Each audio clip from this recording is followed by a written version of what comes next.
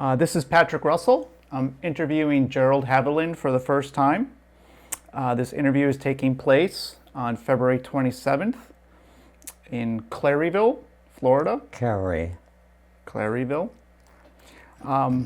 This interview is being conducted by the Making History Project. Earlier you were telling me about where you grew up. Where was that? I grew up in Howell, Michigan, in the outskirts of Howell, and lived there when, we left there far before I grew up, because we left, my father got a job in,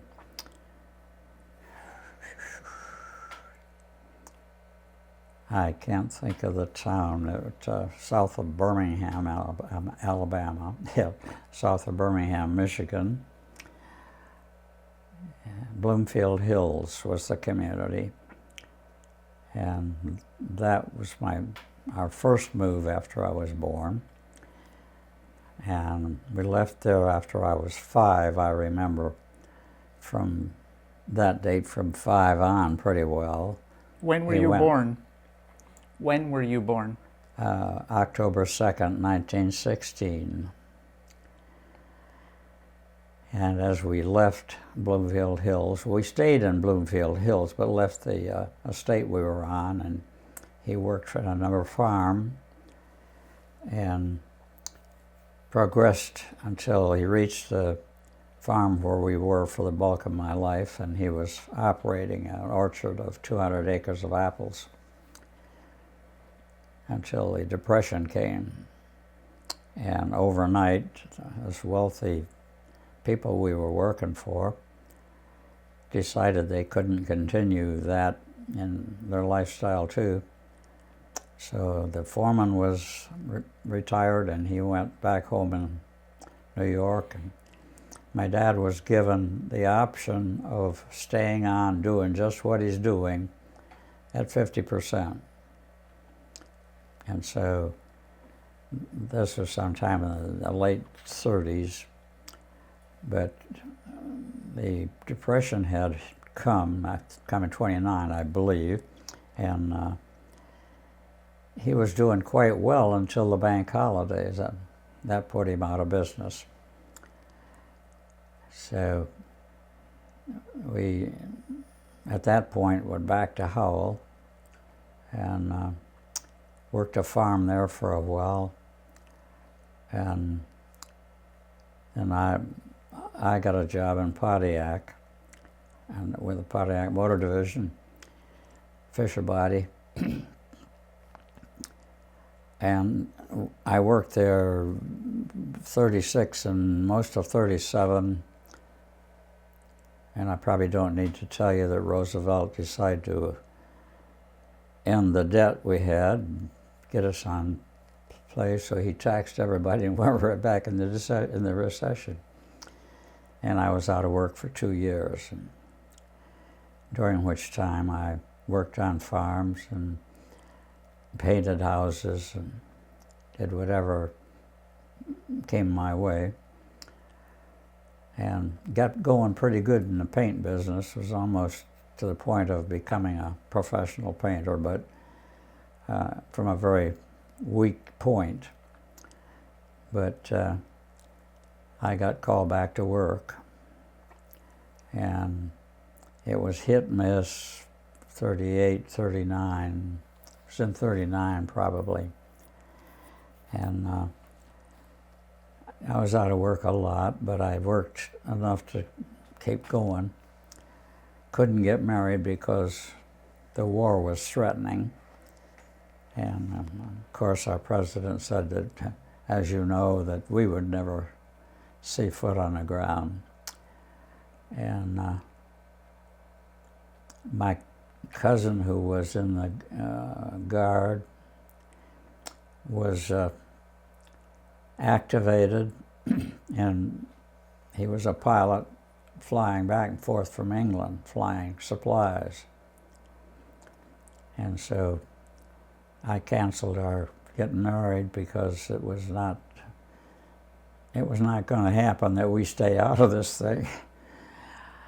And finally, we reached a point, he had drafted, I don't know, I've forgotten how many, 59,000, somewhere. And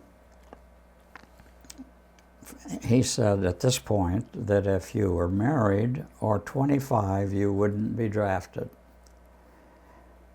Well, what I overlooked is I was drafted long before that. I just wasn't inducted. And we'd been wanting to get married, and this is my first wife who died. And we put it off, and finally, when he made that announcement, we got married. Monday, I got laid off. Wednesday, I got my draft notice. And there's a mid-story. Do you want everything in here? Sure. Since I wasn't laid off at this point. I went back to work, and I was working good. We were supposed to be drafted for a year. Do you remember what year that was, the draft?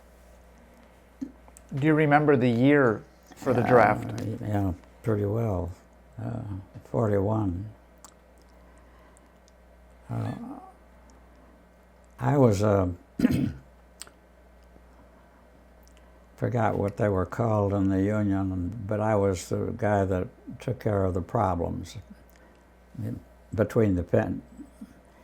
And I spent a lot more time negotiating than I did on my job. And finally, a guy came to work drunk, and like a lot of drunks, you couldn't tell him anything. I couldn't get him out. And finally, somebody reported him. I got a call to the office full of people, and the plant superintendent said, he's drunk, and I'm going to fire him. I didn't answer him. He said, come on in. I went in, we sat down. I didn't say a word. I'm the professional bargainer. And he says, you have anything to say? And I said, no. You called the meeting. And he kind of smiled, and he said, tell me about this guy. Is he a decent guy? And I said, yes. Is he a good worker? I said, yes. And he said, I hate to fire a good worker. I just nodded. And he says, but you know, I'm going to. And what do you have to say about that? I said, nothing. Chapter 5 of the contract says if anybody shows up for work drunk, they're fired. And he said, but aren't you going to make a pitch for him? I said, no. And then's when he asked me, is he a good worker? Yes. Is he a nice guy? Yes. Is he ordinary? He's everything. He's just done this particular day. He's just done. And he says, let's give him 2 weeks off. And when he came back to work, he thought I had pulled a miracle off. I told him exactly what happened. And I said, I don't tolerate it. I'm not going to bargain for somebody that comes to work drunk. And when we know it's against the contract. But anyway, as time moved on, we're getting closer to this induction. And finally, I got my notice. And so the plant manager come out on the floor, and he said, what company were you working for? Fisher Body Division, General Motors. Okay. And you were making cars? You were making cars? Yeah, making bodies where we were. Then we had a track that went directly underground from where we were and come out at the motor plant where they set the body on a chassis and put a couple bolts in it and sent it down the road. What were some of the models? I was there through 36.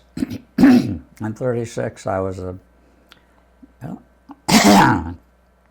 forget the actual name, but I did spit tacks into wood body, nailing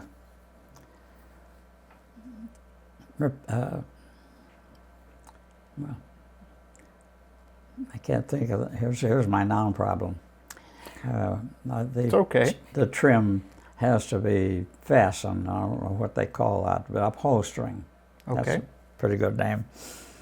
And so I upholstered the doors on the 36 model. Following year, they come out with an all-steel body. And my profession from tack spitter in the trim shop, and I got to be I don't really know what some of the jobs were called that I did. I installed frames around the windows where hide the upholstery, and and then I graduated to doing the sill plates. They used to put a aluminum sill plate over the car where you stepped in to cover the body. And that, along with taking time out for bargaining, I was paid. The last job I had was called utility, and it paid 10 cents an hour more. And I took the place of whoever was on the line that wasn't there that day. Whoever was absent, I would take his job. So I worked on all the jobs on the final assembly line, even some on the glass line. One day, foreman came and asked me, he said that they need help on the glass line. And you care? And I said, no, I don't care. And I know what he meant. He says, well, then get over there. And I went, and we were installing deck lids. And I had the right side. And he said, can you thread the bolts with your left hand? I said, sure. So I held the line over there. I was decently well situated. I had a little problem with a trim boss who gave me a hard time, and you can cut out some of this, whatever you feel like. What were some of the names of the cars? But do you remember the names? The cars were Chevrolets, Pontiacs primarily, but we did some special Chevrolet bodies and some LaSalle bodies, if you will, if you go back that far. Cadillac put LaSalle out of business, but we're doing Cadillac bodies. And whenever one of those bodies got on the line, everybody followed it. That was important. And make sure you put enough tacks in, make sure you did everything right. And the trim line, that is the glass line, was not putting the dough up there to keep the trim solid. And I was putting backlights on. What they call backlights, they're actually trim. Put an electric drill in the hole where the screw goes, and out comes the headline and all the way back to the middle of the car. And that's costly and time-consuming and ought to be avoided. I had already told the foreman what was happening. He didn't do anything about it. And then finally it ripped, and I don't know how many I ripped, but finally he said, he stuck his head, his name was Tom Mix, and he stuck his head in the door and he said, if you rip one more headlining, you're fired. And I had a rubber mallet in my hand pounding the thing in. I said, if you stick your head in the door one more time, I'm going to hit you with this mallet. So he had me fired for the time being. And the manager asked me, did I threaten him? I said, yeah, I guess I did. And then he scolded me a little bit about that. And I thought I was fired, but I wasn't. He said, why do you think you're having this problem? And I said, well, the glass line is not cementing that, and it's just raw upholstery there. When you put the drill up, it winds up on the top and pulls. And so if it were cemented the way it's supposed to be, and I said, Mix knows that. I've reported it to him, but he doesn't want to do anything about it. And so I can't do anything about it. And he said, oh, well, we can do something about it. But he said, how come you're the only one? There's 8 of you out there, and you're the only one tearing headlines. I said, I'm not married. He said, you're not married? I said, no. He said, and if you were married, you wouldn't tear headlines. I said, I'm not sure whether I would or not. But that's the reason those guys are not tearing headlines. So he got interested, and he said, give me your take. And I said, well, we have a size 30 screw, and we have a size 30 drill. It goes in there, the screw fits that hole, it goes right up and holds the plate. I'm drilling, which is winding up the headlinings. They're punching holes with a punch because they don't want to get fired, they got kids. So they're punching holes. But I can't punch a 30-degree hole. And he called the brother Mix in. And he said, you know all of those cars that go down to the end of the assembly line that the screws are falling out of the holes? And we're having to put oversized screws in? And you know why that is? And he gave him the story of his lack of going over there and taking care of that. And he said to me, go back to work, son.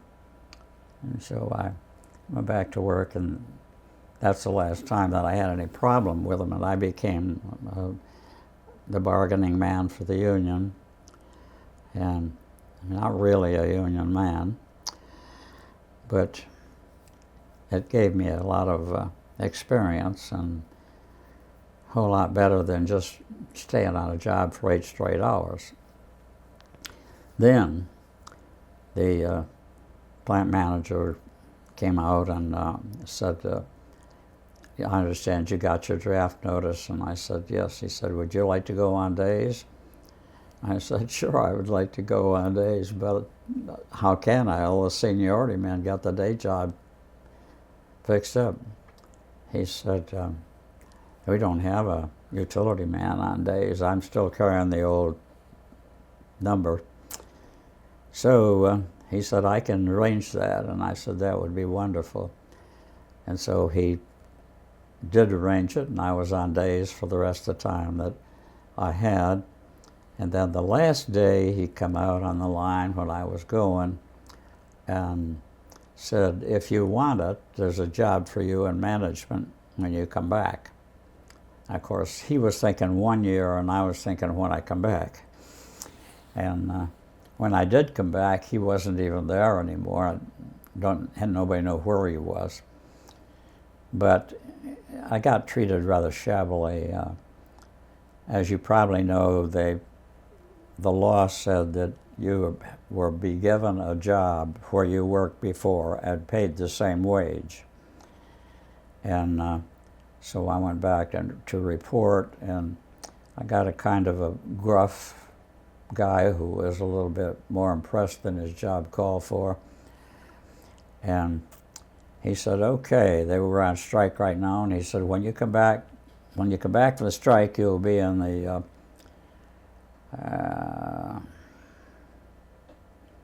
forget what they called the shop, but it was the dirty end of the automobile, all the grease, and you pound out the lids and put the lids on top of the car, and they weld a seam around them, take care of that paper top. And I said, I was supposed to, I think, intended to move back where I come out. And he said, no. The law says, I said, I am very well aware of what the law says. But I don't feel like it's treating me very good to give somebody else my job while I'm gone, give them 2 raises, and when I come back, the only thing you had with mine is a dirty shop, and it's dangerous in there. Every guy working around with those heavy drills, and every once in a while somebody lost a hand. I didn't really want to do that. And he was impudent and said, well, that's where you will be. And he said, you don't have an option. Oh, I said, we always have options. And I left. I called a friend, and he had wanted to hire me, and he couldn't because his work was off. And so he said, hang on, and he called a friend of his, and I heard the conversation. It was just as clear as could be. He said, we're just not hiring anybody. And he said, I'm going to send him over for you to see him and meet him anyway. And he said, okay, but I'm not allowed to hire anybody. And I got over there, called me in, interviewed me, and gave me a slip, and he says, go here and get a physical. And I said, okay, you want me to do that Monday? He says, I want you to do that right now, and Monday morning I want you on the line. And I had already heard him say he wasn't hiring anybody, and I was confused, but I took the job gladly. I'd been home a week, and about, I don't know, second day or so on the job, I was broaching, I don't know nomenclature of, but the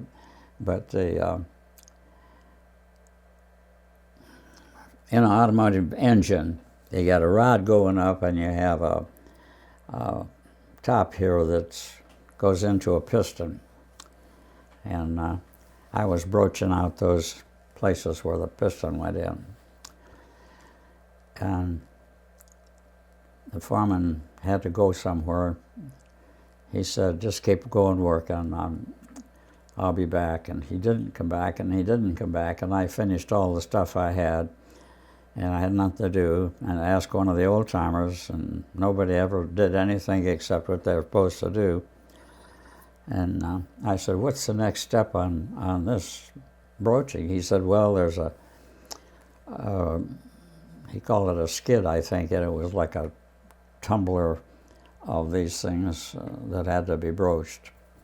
And but he said they just came in from being roughed out, and they have to be, the tool has to be set up so that they'll broach properly. And I said, anybody know how to do that? And they said, no. So I went and got this cart, and I wheeled it in. I looked at it, and I looked at, there was one of the rod assemblies that laid there on the tool bench, and I looked at that, and I went back and set it up and started running them. And I run out of them, had those run, and then I broached them, and the foreman still hadn't come back. But I stood around maybe 15, 20 minutes, and he came back and apologized for being so late, got tied up, and was all tired out. He said, did you finish the stuff? And I said, yes. And he said, well, I'm sorry that you didn't have anything to do. And he said, what'd you do? I said, I wheeled him out here and set up the thing and put the oil groove in him, and he almost fainted. And he said, where's your scrap? And I said, it's laying right there on the bench. He said, I thought that was my scrap. And now, a little smart joke, I said, I scrapped your scrap. And figured I was fired anyway. And he said, and he went there was 3 pieces there, and he says, this is all you've had is scrap? And I said, well, I didn't run into any problems, unless you tell me later what I did. And he said, I've never set those up that I didn't have that many pieces of scrap, and I know it, I do it all the time. But then he showed me a letter that come down from Alcoa that owned the place, and they said, lay off the last 10 men. And I was the last 1 man, so I knew I was all over. And when I finished my work, I went in the office. It was a Friday night, and manager says, what can I do for you? And I said, well, I'm leaving, and I thought maybe you'd had my check made out. And And I said, "You'd rather mail it to me?" He says, "I didn't know you were leaving." I said, "Well, Alcoa wrote a letter." And he said, "Oh, I'm familiar with their letter." And then he's in a tight kind of, he's familiar with the letter, and still he didn't plan, he didn't plan to fire me. But anyway, he wrote me out a check, and I left. And I'm out of work. I only worked 2 weeks, and I've been home 2 weeks, and I guess I only worked 1 week. And I'm out of work. And Friday night. And Saturday morning, the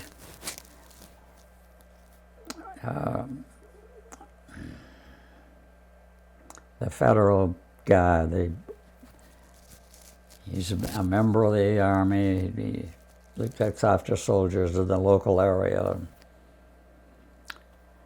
He called me anyway, and he said, "Are you working?" I said, "No, I was working. Got laid off tonight."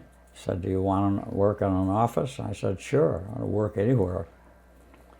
So he set me up for Monday morning, and I went to work at another office.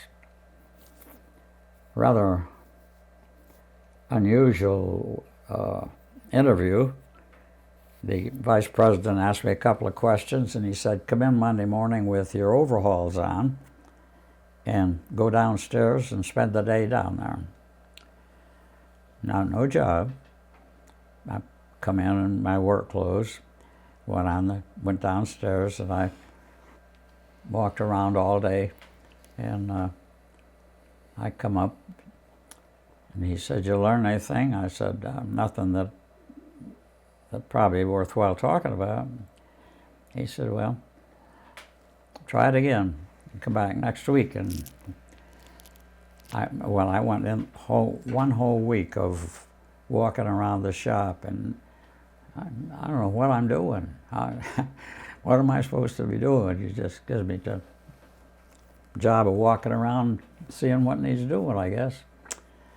So I figured that job had come to an end, and I went up, and it was Friday night, and he said, "Well, what'd you learn this week?" I said, "Nothing worthwhile, but I'll tell you this, Joe was off work today." Yes, Joe is the only one who knows where the pattern is for the catalog job, and so they can't make any more, can't do any more molding because they don't know where the pattern is, because Joe's the only one that ever knows where the pattern is. So as I leave, I recommend that you make a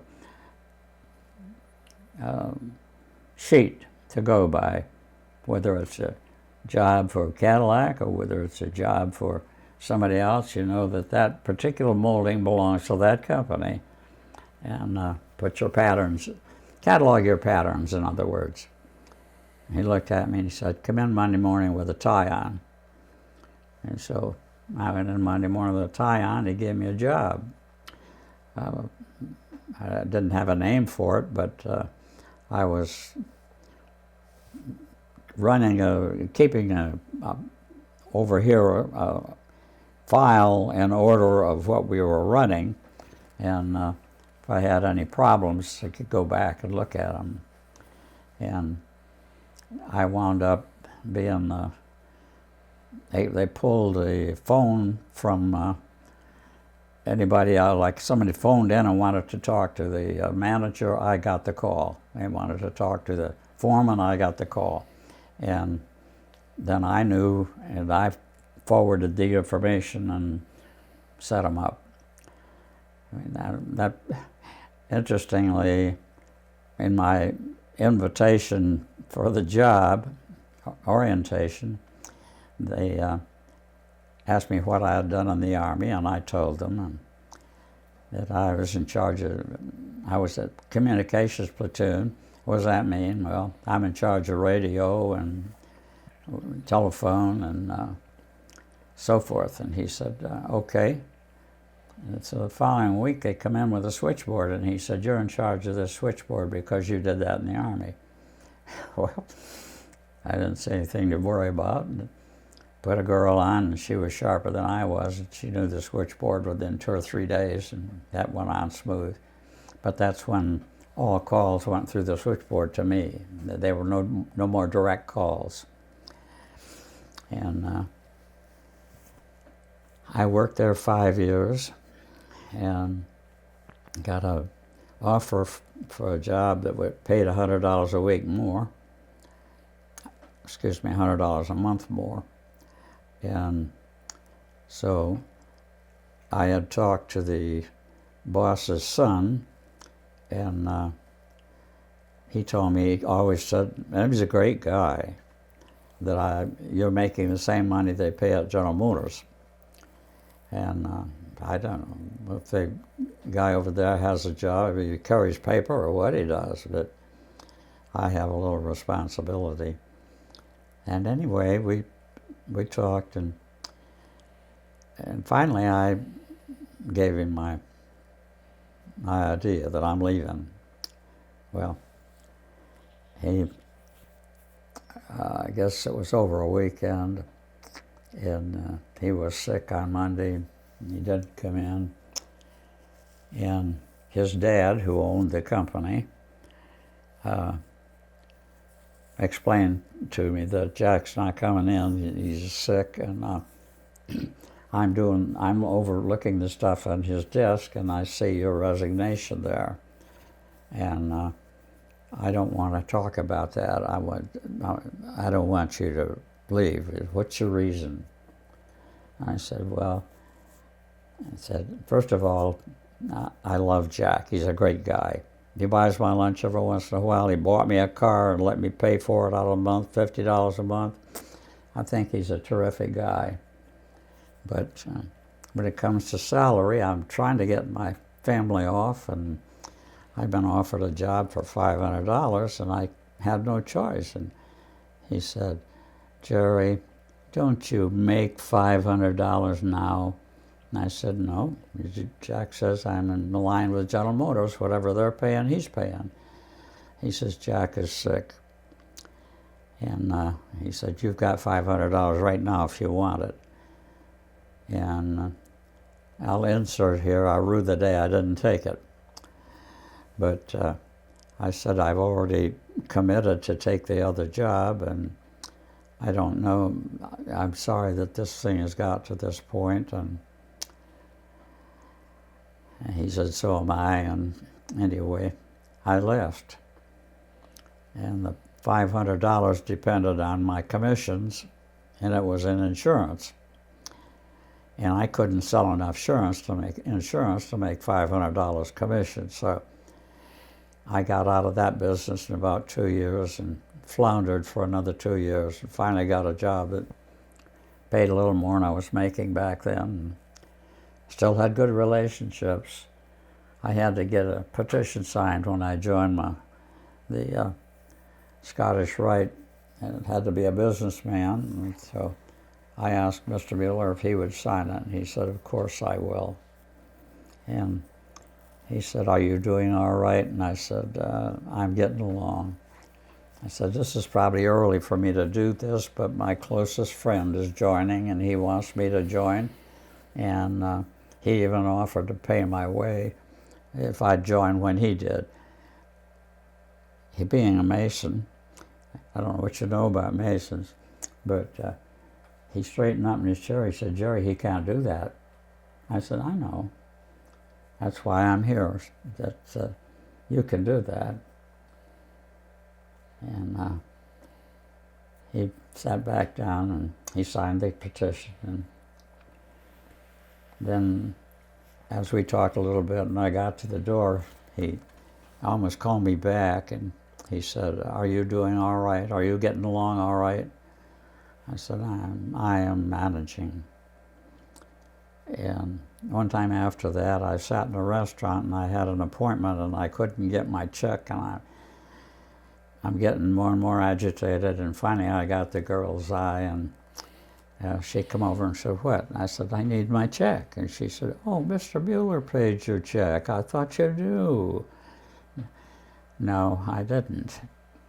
And I didn't have a courage or the good sense to call him and thank him and get back to work, because I had never done that well since I left. Jerry, can we, what year is this? You what recall? year is this? Oh, I left the job that I preferred in '51. I left Prudential in the end of '52, I believe. They went on strike, and I was on vacation. I never went back. And I floundered for about a year, one job and another, and just barely paying my way. And the company I was with didn't pay their bills. I had been summoned back to the Howell region and knew everybody, and they made me operations manager of a place, and then didn't pay their bills. And I explained that to the owners. I said, this is my hometown. And when the telephone company calls me and says, you owe, I get a tinge. I don't owe, but I'm the middleman, so that's got to change. Well, yeah, don't be worried about that. They were in New York, typical New Yorker. And I said to the guy, and I said, I'm serious about this. If I get one more call on the phone bill, you need to have somebody to take my place, because I'll be gone. So he got somebody to take my place right away, and I was gone. And then I fell into this other job, and it worked out for me pretty good. I became a 10% owner, and the guy I worked with was 15% owner. And the guy that owned it, his dad owned 52% of ER Squibb Pharmaceuticals. So gives you an idea of contact.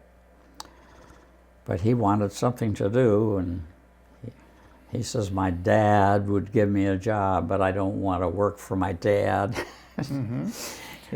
He wanted to do something on his own, and he was very pleased with what we were doing.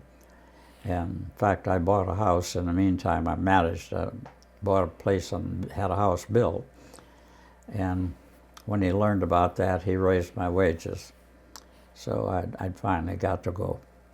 Before we go there, before we get too far away, can we go back to 1941? Mm-hmm. So tell me about, you got drafted, correct? You got drafted in 1941? Well, yeah, I got inducted, and we got married on a weekend. I was going to be 25 in October, like I am now. I'm going to be 100. And Roosevelt had said, if you're 25 or married, either one, you won't be drafted. So we had been waiting for that a long time. I said, I don't trust him, but I'm ready. So Saturday we got married. Monday I got laid off. Wednesday I got my notice.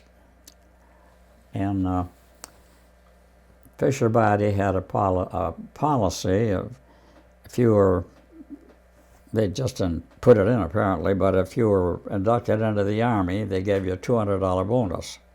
But you had to have a certain seniority, and I'd been off work until we got back, and I didn't have enough seniority. I liked 2 weeks.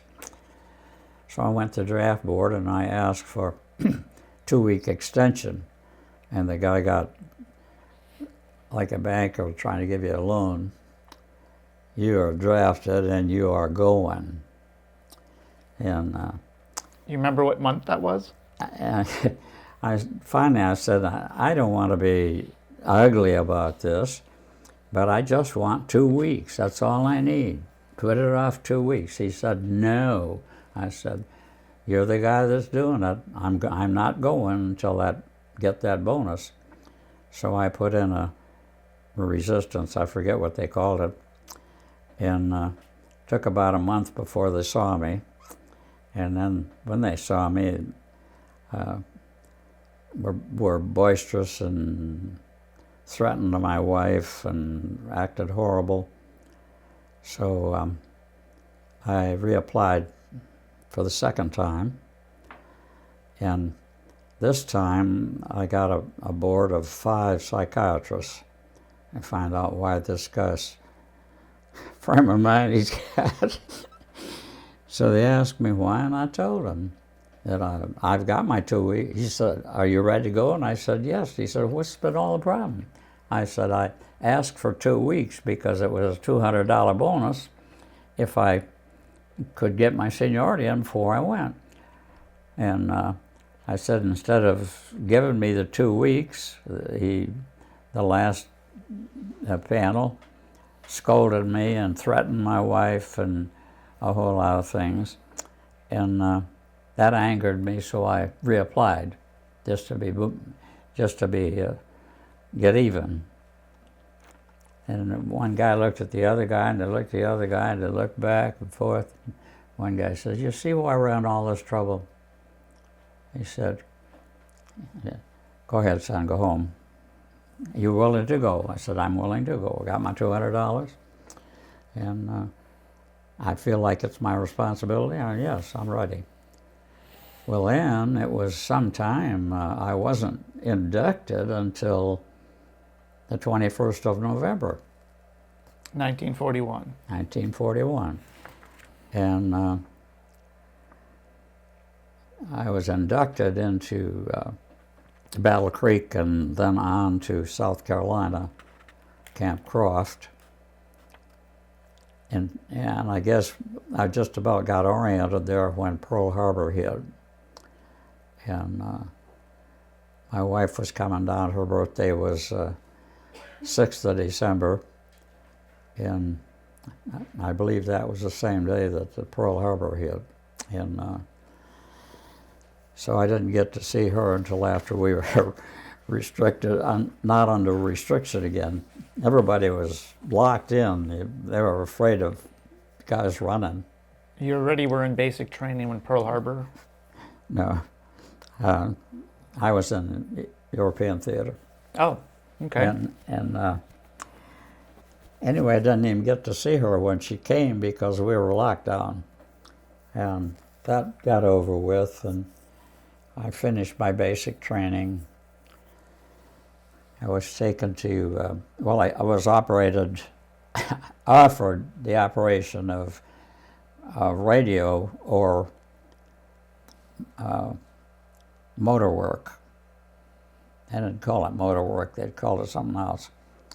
But I could be there, either one, which one I wanted. I said, well, I'm thinking I never was too fond of working on motors. And I'd done a little of it. I had a 27 Model T, and my brother and I put new rings in it. That I knew a little bit about motors, but it wasn't my desire. I wanted to be a radio man. And I was offered go to New Jersey and get in Signal Corps, but I had to stay and finish out. So I finished out my basic training. Where was that? At Camp Croft in South Carolina. And from there I went into non-com school to prepare me before I went to Jersey for Signal Corps. And silly things. This radio school was very important to me for the rest of the war, as it builds. But the non-com thing, I just I don't know, forgot now, a week short of finishing the course, and we got gigged for, our tent was out of order. And I was in charge of it, and so I know when we left the tent, everything was fine. So I went to see the captain. He said, yeah, there were orange peelings on the floor. I said, I remember sending a guy back saying, throw some orange peelings on the floor because we've done such a good job. And he started to laugh. I said, you know, of course somebody else did it. He said, of course. I said, but you gigged me. He said, I don't have anybody else to gig, but it's no big deal. I said, it's kind of a big deal to me, but that's it. He says, if you think that's a big deal, wait till you get to Benning. I said, fortunately, I'm not going to Benning. He said, "Oh, yes, you are. It's your next place. You're going to Benning." I said, "I'm going to Signal Corps in Georgia." He says, "That's after you finish at Benning." And I said, "Okay, Captain, man to man, I wasn't born yesterday. You send me to an infantry school to train me in the infantry, and then you send me to Signal Corps? No way. When I get into infantry school, I'll be in the infantry."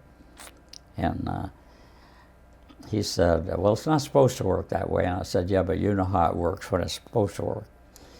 So he said, "Well, if you're refusing to go to Benning, there's no use finishing non-com school, finishing. So take off." Well, I'm high and dry. I don't have a platoon anymore. Where I stayed, I don't have anything. And I wound up in a company, and the guy said, yeah, he could take me on. And he gave me the job of teaching rifle falling to officers. You run and you dig the butt down into the ground and put this end over and drag yourself into it and fire. And I got pretty good at it. But it wasn't really my forte. But he asked me how the officers, the captain did, how the officers were responding. I said, I guess they feel a little bit awkward about responding to a buck private. And I'm not supposed to know more than an officer. And so none of them want to do it. He said, I think we'll change that. And we'll try tomorrow again and see how it's working. In the meantime, he said, would you stay with me and continue this training if I get you some stripes? I said, certainly. It doesn't matter to me. Like any place I can go is fine before I have to hit the boat. So he put me in for promotion, called me in the next morning and handed a letter to me, said, we've been looking for this man for a month and a half. Send him immediately to Fort Bragg. So I got in my car along with my wife, and we drove to Fort Bragg, and we rented an apartment, Goose Creek, I think it was, and I got trained not how to fall on a rifle, but how to hit with a rifle. But I was still in radio, and all of our maneuvering, we did months of it. I think we maneuvered enough that we must know all we need to know for war, but we hadn't gone yet. And then one day it came. And what year was that? 43. So you've been training for over a year now. Must be 42. Yeah, it's 42 because we were in England in 43. We drew khakis, so everybody knew we were going south. And I'm trying to think of the radio announcer, well-known guy that told everybody when the girls in the movies was pregnant, and he said one night he said, that's the night we drew our khakis. He said that crapshooting 9th Division sitting down there in Fort Bragg with a war going on, and they got some kind of protection, they're not getting in it. We turned in our khakis, waited another couple of weeks, and on October 23rd we shipped out. 2 separate ships. All of the elite was on the Duke, and the rest of us were on the George Clymer, USS. No escorts, just 2 ships out on the ocean. And we landed at Port Leote, that's French Morocco in Africa. And we were set up for a dawn. Nobody's supposed to know we were there, but word got out, and we'd been given a roll of brand new shiny pennies.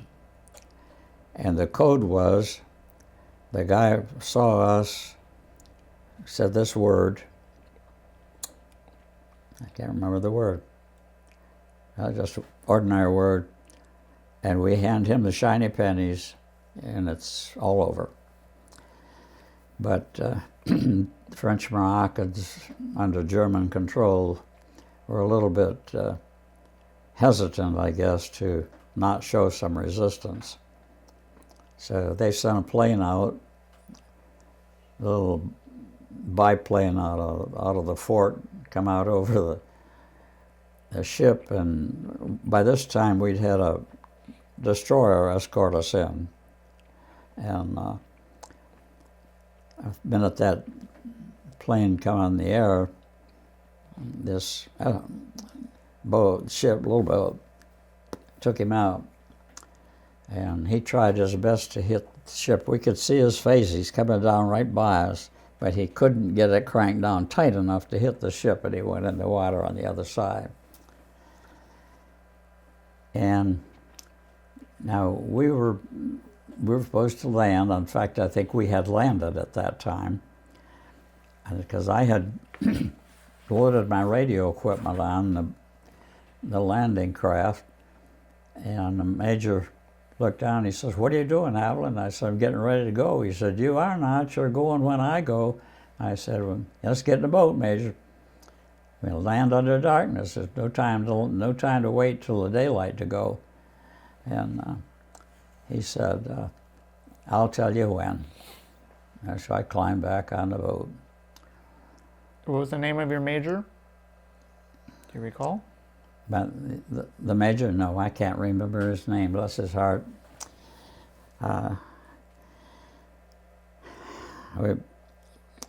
When we got on the ship, but actually we got on about noon, and that's when they landed the tanks and heavy weapons, and they hadn't taken into consideration that the tank had to be wide. If you here's the craft for the tanks, and the tank is here and here. All it has to do is a little wave on, and that tank tipped it over. And all of every tank they had tipped over in the bay. So we had no heavy weapons, and we had been given orders that nobody has the rifle loaded. No ammunition, because they didn't want some hothead to shoot the bull. We're on the third wave, and I'm sticking a bunch of ammunition in my rifle, and there was a major, not our major, but a major on our boat. And he says, "What are you doing?" I said, I'm loading my rifle." He said, "You know the orders." I said, "That was yesterday." He said, "We haven't heard anything since." I said, "No, but a plane has been sent out to crash on our boat, and that means they know we're here. And the 2 waves are already in. The third wave is the one that's got everybody's attention, and we need our rifles loaded." He said, "Well, I order you to unload yours." I said, "Sorry, Major, but you want to get on the shore with no fire? You go ahead. I'm going to have my gun loaded." He said, "Okay, we'll talk later." Well, when we landed, he said, "Everybody hit the beach," and I'm carrying almost 100 pounds of radio equipment, walking the sludge sand, but beach, but just barely tugging my way along. And there's a fence row up there. If I make the fence row, I could be below target. And the same major said, "I set everybody down." I said, "Just about everybody did get down." And he says, "I'm giving you one last order. You get down." I said, "We'll talk about it when I get that fence row. I'm not stopping now with this load of equipment. I'd never get up again. You guys got to jump up and run and all that. I can't jump up and run. I got to keep walking." And he said, "Well," I said, "Save it, Major." And I walked to the fence. Nobody ever got shot at, which was pretty terrific. What city was this? They were, first two waves were under fire. By the time the third wave went, they was putting all their fire out on saving the fort. Of course, we didn't know that. I dug a hole, the major dug a hole, my major now, my commander. And we got in and another hole, and I had a buddy that wound the dynamotor for me while I run the radio. And he was with me 2 days. The third day, a chaplain asked me if he could have him, and I told him he could. And so he was with the chaplain the rest of Africa. But I was the only guy on the shore, well, my buddy was there, that could call the boat, the little destroyer. They would give me a target, I give it to the destroyer, or the destroyer would get off 4 shots, unless I said 2 shots. But otherwise, everything was 4 shots. And that went on for 2 days, and it kind of tapered off, and we didn't have much going. Because next thing we know, we found out they had already got the fort. And the way they got it is there was so many... Which fort is this? Which fort? It was Port Leotes. I don't know what the fort was, French Morocco. And they had so many people there that they just run up over each other, lay down and run up over a bank and over the fence and opened the gate and, without any resistance, and took the fort. So 3 days ended it. Now the elite section, the elite boat went down, stayed down Africa. What's the biggest town down there? Movie star down there that had a, can't even remember this movie star's name. He's a big timer, and this girl was big time, both of them. They later had a story about being in a river with the worms on them. If you remember the Talk It All, that was the thing of the second show, was showing you these, I can't think of it, it's a noun, you know, but it's a bug that gets on you in the mush, and worm. A leech. That's right. And anyway, that's where they docked. No resistance, no nothing. They just docked down there, in a town where people take vacations. And the third day, they come up by truck. The third day, this was later, early on the third day, we got our first ration. And there's a cracker box with a can of tuna fish or cheese and crackers. And I carried one of them to the captain along with a canteen of water. We hadn't eaten or drank for 3 days. And when I handed it to him, he said, "I'm sorry." And I said, "Enjoy it." But what he meant he was sorry about was he couldn't stand it. He just got in that hole and he never got out of it. And he wasn't cut out for war. And I wasn't too much of that. Anyway, I was getting sand in my belt. And you know how sand is, like in the beach, it gets in your belt. Well, I thought, hey, I'm not in garrison. Well, I stood up and pulled my shirt off, pulled it up, and a sniper got 3 shots off at me. And the third one spun right in, like it edged, right at the edge here, it quit throwing dirt. If it had been a little bit higher, it would have got me right in the stomach. Needless to say, I got down pretty quick. But I wished I'd have cut that bullet out. I could see it, slug, but I didn't. Anyway, then first sergeant, who had been angling to cause me trouble, got on the boat with the elite. As soon as he got off of the boat and set up the kitchen, he yelled, "Haviland, get in here."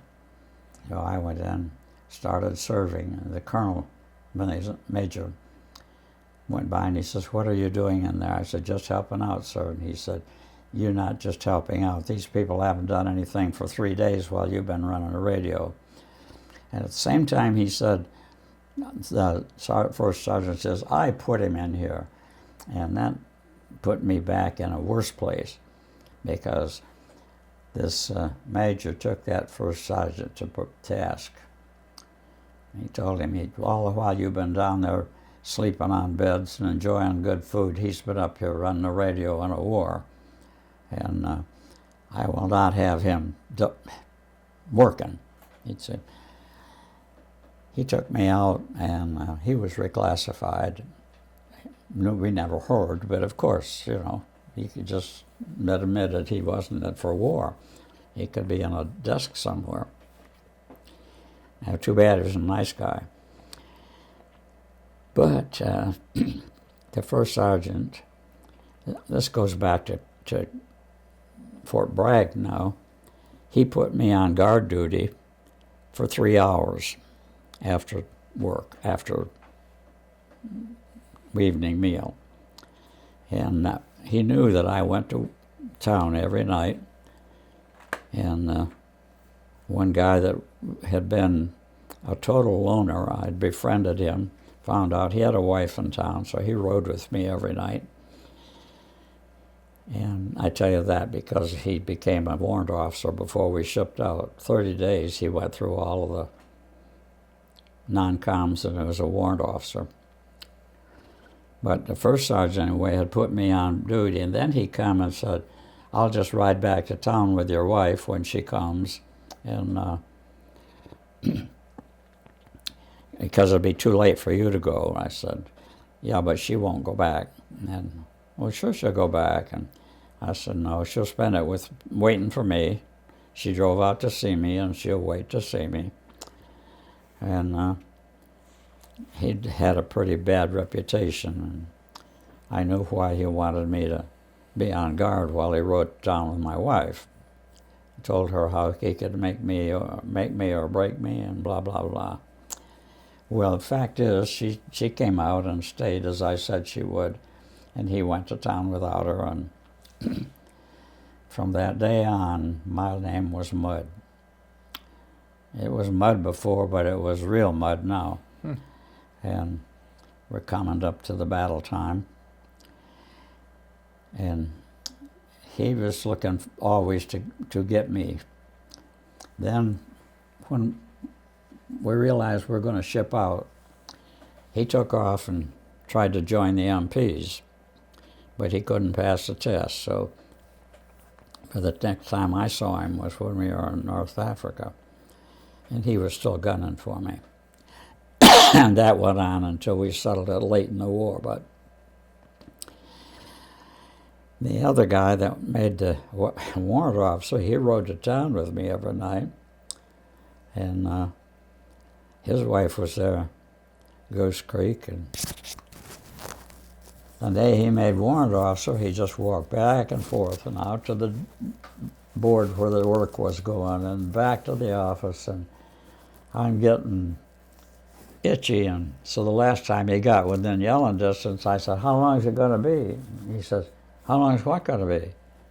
I said, "Well, before you finish and go to town." He says, "I can't ride with you. I'm an officer."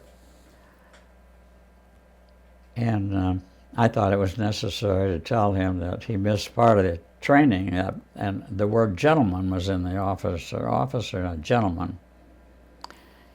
And he was going to make me eat those words. Well, I don't know how many times that I crossed that fence, but for some reason, he got out of commission, and I wound up on KP for 30 days. And Sergeant Apfeld, who was a master sergeant, and we weren't doing anything, but he just felt like it wasn't right for me to go through that, and he wasn't right that he couldn't do something about it. So we drew a new captain in the meantime, and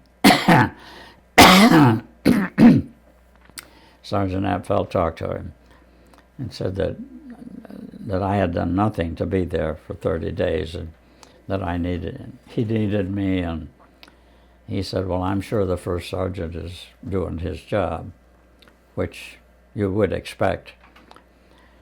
And then about a week went by, and Sergeant Apfel came up to the office, and the captain says, Sergeant, I have a T5 rating allowed for your platoon. Who do you want? He said, Haviland. And Sergeant Webb says, I won't promote him. He looked over at him. He says, well, you don't have anything to say about it, Captain. Sergeant, he's going to be in this man's platoon, so he can have anybody he wants, and you don't have anything to say about it. Well, that was a great day, but not for me. I'd have just soon stayed there and peeled potatoes. But I was on his list right on. What was your highest rank? The sergeant? No, yours. What was your highest rank in the military? Master sergeant. Just before the war ended. And I was working as a warrant officer, but they couldn't promote me because there were too many officers in the division. So I did the warrant officer's work and the master sergeant's work and the radio's work, and I had good times. And what type of weapons were you trained in? I guess the 03, but I never used it that much. Well, I did. I never used it against the enemy. Radio never took me there. I carried that heavy weapon, but not very long before the M1s come out. Okay. And I carried an M1 until I became a tech sergeant, and then they gave me a Merc carbine. And during the time I had the M1, and I'll tell you this because it's right now I have a letter somewhere that something needs to be done about. But we had a guy with us that was given to us and said he's here to study and inform, and the guy was not compatible. We began to suspect that he was not American. And one night we were sitting around and somebody asked him a question, and he said, oh, I think I was in the States at that time. And so they said, oh, you were over in the States? He said, yeah, I just come back. And he said, we've been wondering about little Abner. What have you heard? What was the scoop over there about little Abner? He said, he's doing fine. He expects to be back soon. And I got up with my rifle and I said to Joe, who was one of my radio operators, I said, would you frisk this gentleman to see whether or not he has weapons? And took him by surprise. And Joe patted him down and went pretty thorough into the legs to see if there was any belts and knives. And he said, he's clean. I said, okay, take that 4-inch pin off of his breast there, because that's an article of war. And the minute that Joe touched that, he gave him a hard right, knocked him back about 10 feet, and he fell on the ground. And simultaneously, I went through the butt proportion with the rifle and tipped it over, and he was on the ground, and I put it right in his mouth. And I said, Joe, are you all right? And he said, yeah, I'm fine. I said, well, you come back and get the pin now. He's had a change of heart. And they took a pin off him, and I sent him back. And instructions, you know, turns out he's an SS trooper. So you had a spy in your midst? You had a spy? Yeah. Where was this? I have no idea. You don't recall where? It was later on in the war, because I made a tech sergeant in England, so it was in the last half of the war. Well, why don't you take us how you got to Normandy? Before what? Take us through how you got to Normandy. Oh, well, we went through another campaign in Sicily. It didn't amount to much. But in Sicily, I became a T4. And I was away from the unit more than I was with it.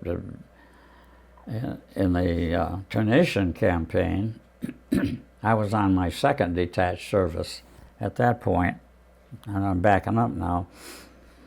And I'm the colonel's personal radio operator. And we had a colonel that he was a good colonel, but he didn't know how to ask a question. And I finally worked with him on it, and not to my advantage, but he was asked me to get 2nd Battalion, and he'd heard me call 2nd Battalion and nothing happened, and call it and nothing happened. And he turned around aggravating, and he said to me, tell me why you can't get 2nd Battalion. He's a colonel. I'm a T5. I know when somebody doesn't answer me, I haven't got them. And I just sit there. And he says, well, I said, well, I thought maybe if I didn't answer you, Colonel, you'd realize until I answer, you don't have me. You made your point. And later on, when he cooled down a little bit, he said, what do you believe might be the reason that you're not getting an answer? I said, oh, multiple reasons. The operators could be so close to the Germans that they don't want to turn the dynamotor on. Or they could all be dead. Or they could figure they didn't want a DF put on them if they've been in this position very long. Multiple answers that I don't have any idea if any of them are true. I said, I know some of the operators have been sent back. Well, at 2 o'clock in the morning, I got a call to headquarters, and the captain said, I've got to send you to 2nd Battalion as a radio operator. And with tears in his eyes, he said, and the colonel said he wanted you to go. But I said, I understand that. And I said, don't worry about it. I'll be back. Give you a hard time later. And he gave me a guy to go with. Now this is evening of Easter Sunday, when you have the sunrise service, 43. And whatever date that was in 43. And the guy that went with me walked with me almost to the end, just slightly breaking day over the end, and the Germans started pouring over that hill, and our guys started running. And the colonel yelled out, back to your guns, we've got them outnumbered. And they went right back on their guns. And there was a machine gun fight there for probably a good hour. I hit the ground immediately. The guy came with me was gone. And I had... You're with 2nd Battalion at this time? You're with 2nd Battalion at this time? Okay. I haven't reported to the colonel yet. But you arrived there? And I arrived there just as they come over the hill, and just breaking day. And do you know where this was? I don't even know what battle it was, but I got a blue badge for it. It was the first one issued in the war, if AGO-1 means that. I don't know if it does, but anyway, it was a distinguished unit. I never did report to the colonel. I don't know where he was. And I know where I was, because the bullets were just grazing. They got my pack, they got my shovel, split it right down the middle, and one bounced off of my helmet. And by that time, I got the dynamotor going, and I just took on I pressed the button, and I said, "Oh, here, I need Band-Aids." And gotcha. I taught radio school when I was in How do you hear me? You hear me loud and clear? That's good. But when you get into battle, you make your own codes. I never gave them, I never said who I was, just gave them a letter and said, and the guy said, "On the way." Well, they could hear the machine guns, of course, and they sent immediately. It couldn't have been 3-4 minutes. Like two of these panel trucks came, and the guys with four medics jumped out with the stretchers, and they ran right up into the bullets. And I guess they didn't get hurt badly because they drove off with their men, but they were treating them right there if they were minor wounds, and if they weren't, they put them on the stretchers. And I don't know how long that lasted, but probably less than maybe 20 minutes. That would be a long time for a battle. It seemed like 20 days, because I was laying right on top of the ground, no hole, that's nothing, and I could feel those bullets as they hit my pack and it hit my helmet. And reporting to the colonel never occurred to me by the time that the battle was over, and I don't know when we first met. But whenever we were through with there, policed up, and we're on the path again, walking to the next hill, he had me right with him, so he had to somehow make that arrangement that I was first man in the line. And we're winding up this path, and I caught my foot on a root and threw me on heavy equipment. You know, I don't know how many pounds. Well, I said 100 pounds. It probably weighed 60. And I hit the ground, and I couldn't get up. And Colonel reached down, took my hand, and took the dynamotor. And I said, "I'm sorry, Colonel, I just don't have it." He says, "If you didn't have it, you wouldn't be here." And he carried that for the next battle. And of course, the minute that I tripped, he gave him take 5. And then we called back again and left. And he left us when he got to the battle point. He says, "Okay, I'm going to leave you now, but when you take this hill, I'll be on the other side with wine and the steaks." Steaks especially. You know ain't no steaks. So that wasn't true? It was true. Oh, it was? When we got over the hill, the Germans just ran. They didn't try this over again, and they beat it several. And we didn't even fire our first weapon. And here's a Jeep coming down the road, and there were the steaks. We had to cook them. So we set up right there and did that. And I didn't drink any of the wine. That's not very good when you're in the desert, off and on. And I don't drink anyway, but it was a delightful way for people to have a steak. And while we were eating it, a farmer showed up, and he said, "Somebody took one of my cows." And the colonel said, "Oh, he didn't pay you for it?" And I go, "No." "Well, you tell me how much it was, and I'll pay you for it." The guy said $50, and he handed it to him. And the second time I saw him do something like that one. After the campaign, well, probably not completely after, but part of our team came in at Oran and joined some other units, 1st Division, and they rounded Rommel up, and they were bringing him through. There's a tunnel there, and the 60th was to hold that. And with all that firepower bringing it to us, you know, they were running fast, and we couldn't hold them. But we were just sitting there firing, and well, actually the war campaign ended right there.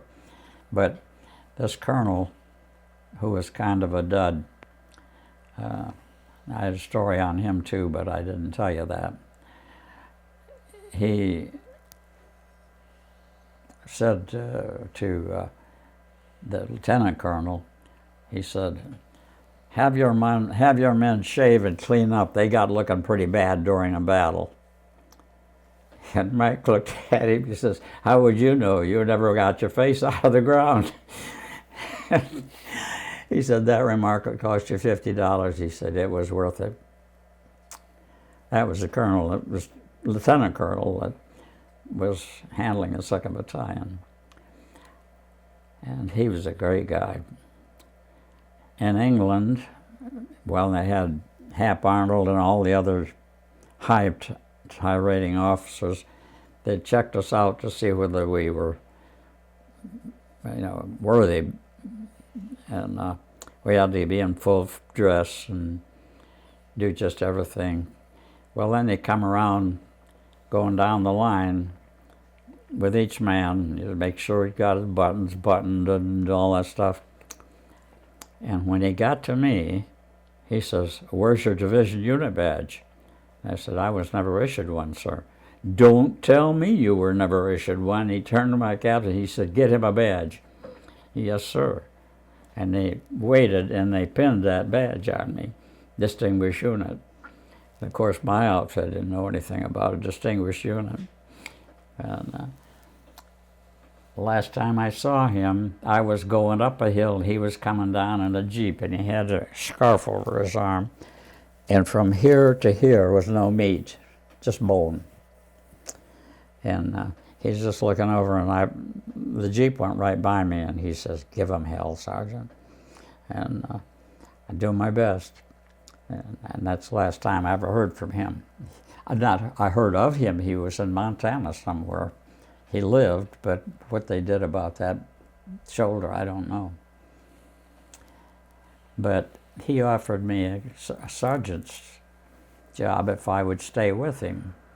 And it looked pretty good to me because I didn't have any chance of getting any degree, any stripes. And I said, I don't know whether I want to do that or not, Colonel. You're kind of a rough bunch for a kiddie, a farm boy.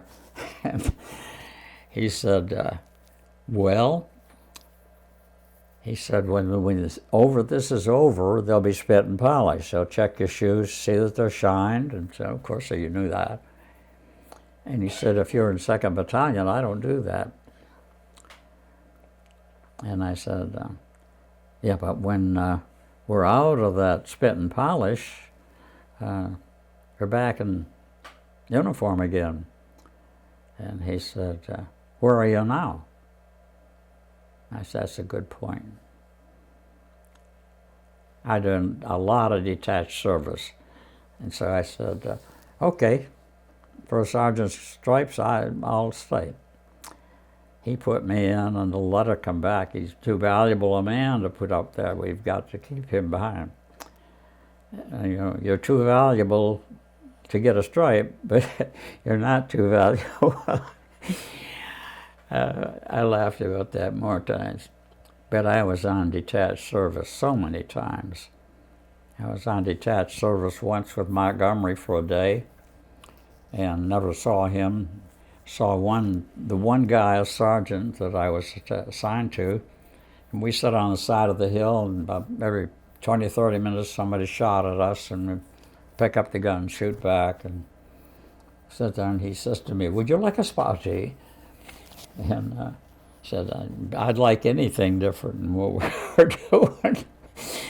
So he made some tea, built a fire right there on the side of the hill with the enemy in view, and brewed some hot water, and we made some tea. He shot a couple of shots at us while we were eating. He didn't return any of them. While we were drinking, we didn't eat anything. And my time was up, and I was sent back to my base again. And then when Tunisia fell, we went to Sicily. And Sicily was piece of cake. The Germans were running, but were there. I come by a field there with corn, and one of the guys picked 6 ears of corn, so he said, "We'll have some corn for supper." And we're coming into a village, and so I said, you don't have to tell people what we're doing, they know, but so we just kind of ease in here and see that everything's all right. So we stopped, and we looked down into the main street of town, the fountain. There wasn't a thing going on in the town. I said, "Boy, it is dry. I don't understand that." And I said, "You guys stay here at the car, and I'm going to walk down to that fountain. I'm going to wash my face." And just dusty and black. And so I took a bar of soap, and I washed my face and wiped my hands, and a little boy about 5 years old come out and stood there and looked at me. And I talked to him, but he didn't know any English, of course. But his family began to think maybe he was too forward, and so they've come out, and the guy says to me, he said, "We were very withdrawn because the Germans, when you come up on the hill, they were still on the other end of town. And we didn't know whether they were going to come back or what was going to happen, so we stayed in the house." And I said it was probably smart. But he says, "They must be gone now." So we talked a while. He asked me where I was from, and I said I was from Michigan. And figuring he probably never heard of Michigan. "Oh," he says, "I was in Detroit for a while." He said, "Maybe you know Mahongale." He said, "You're in town in Pennsylvania." Well, I said, "No, I don't know Yahongle." But he was in Detroit working, and I said, "What caused you to leave Detroit?" He said, "Got in a little trouble." And that's all he would say. And he said, "Did you pick that corn up on the hill?" And I said, "Yes." And he said, "That's my field." And I said, "Well, we'll pay you for the corn." "You will not pay me for anything." And they were very friendly, and we enjoyed it. Boys cleaned up while they had water. And we went on. And finally, we come to the end of Messina. Same thing as Tunisia. Jerry, take a jeep and go in there and see if you can stir up anything. And took a jeep into Messina, and I couldn't even find anybody that talked English, let alone German. A reporter back on the radio, "Town's clean." Okay, back to port. So frequently I got called back to quarters. Then we went to Sicily. We were in Sicily for a while, and we went to England. I had a Jewish boy, gold brick, but a nice guy. I had a Jewish boy who was a gold brick and not a nice guy. But anyway, this guy was, back in England, my troop had to dig a trench away from some water to haul it off, and he's sitting on the top of the ground, and all the guys are shoveling dirt. And one of the colonels came out, and a lieutenant came in and said, "Is that your man out there?" And I said, "Yep." He said, did you assign him that job? And I said, no. And he said, and you're going to let him do it? I said, don't bother me.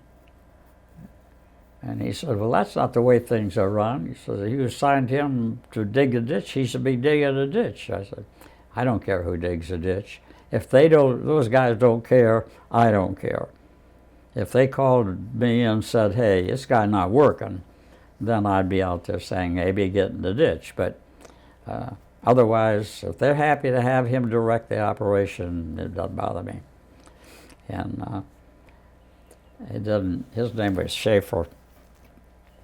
And when, just before we left Messina, I got a call that said, come up to headquarters. And I jumped in the Jeep and took off, and he flagged me down. He said, where are you going? I said, I got a call to headquarters. He said, can I go? I said, get in. So we got in, and what the headquarters was is they treated us to a dinner. And I was a ranking man in that area. And so this was headquarters, and they had a lot of Jewish people. Now, Jewish people are smart and do a whole lot better in the offices than non-Jewish. I don't know if you were aware of that, but they seem to be that oriented and doing a good job. There are a bunch of them up there. We got out of the Jeep to walk in, and there's about 6 Jewish boys from headquarters standing up there. My boy calls back to me and he says, hey, say something to these people in Jewish. I said, I thought it would be a shanda for a goyim. And they're laughing and laughing. They said, what'd he say? They were telling. He finally got me telling them what they too laughing. And that means that would be a shame for a Gentile. And I only know that because from another Jewish boy I had as a wire chief was used that phrase quite often. And if somebody said do something, he'd say that'd be a shame for a Gentile, especially me. He was a terrific wire man. He was in charge of wire. Now, I said 3. The other guy that was a gold brick, and an ugly gold brick, nothing satisfied him. Always a problem. And When you say gold brick, what do you mean by that? you know what a gold brick was? No. What's a gold brick? Gold bricks are guys who get out of doing the job. One way or another, we squeeze out of, so they don't have to do a job. And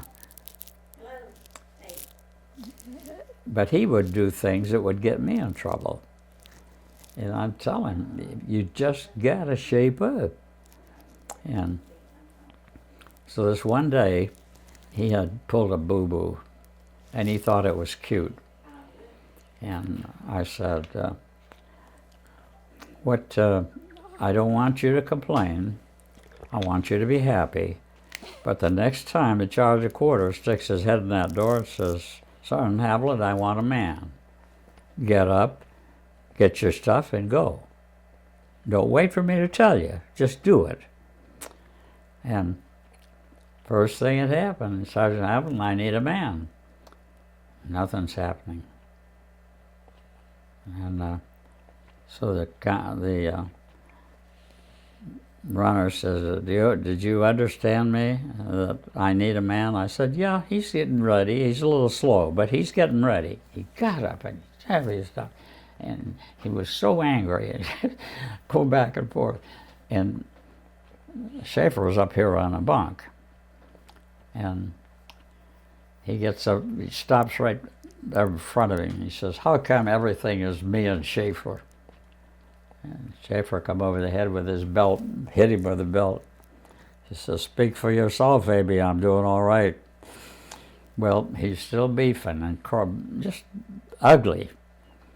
And he got as far as the door, and my wire chief come in. And he didn't know anything about why it was being ugly, but he kicked him right through the screen door out into the dirt. He says, if Hitler wins this war, you will find out who's GI. And he went on and did his job. I finally had to get rid of him, and I don't remember how I did that. But we had a little space between fighting, and we were on the road. And captain has said, if anybody doesn't want to get up in the morning, they don't have to. But if you want to eat breakfast, you will be there at breakfast time. And everybody understood that, except the Jew boy. He got up about 9, and 8 o'clock was the deadline on breakfast. And he's going up to breakfast with his mess kit, and some of the guys yelled at him, "You're not supposed to go up there after 8 o'clock." He went up anyway. It was about 9.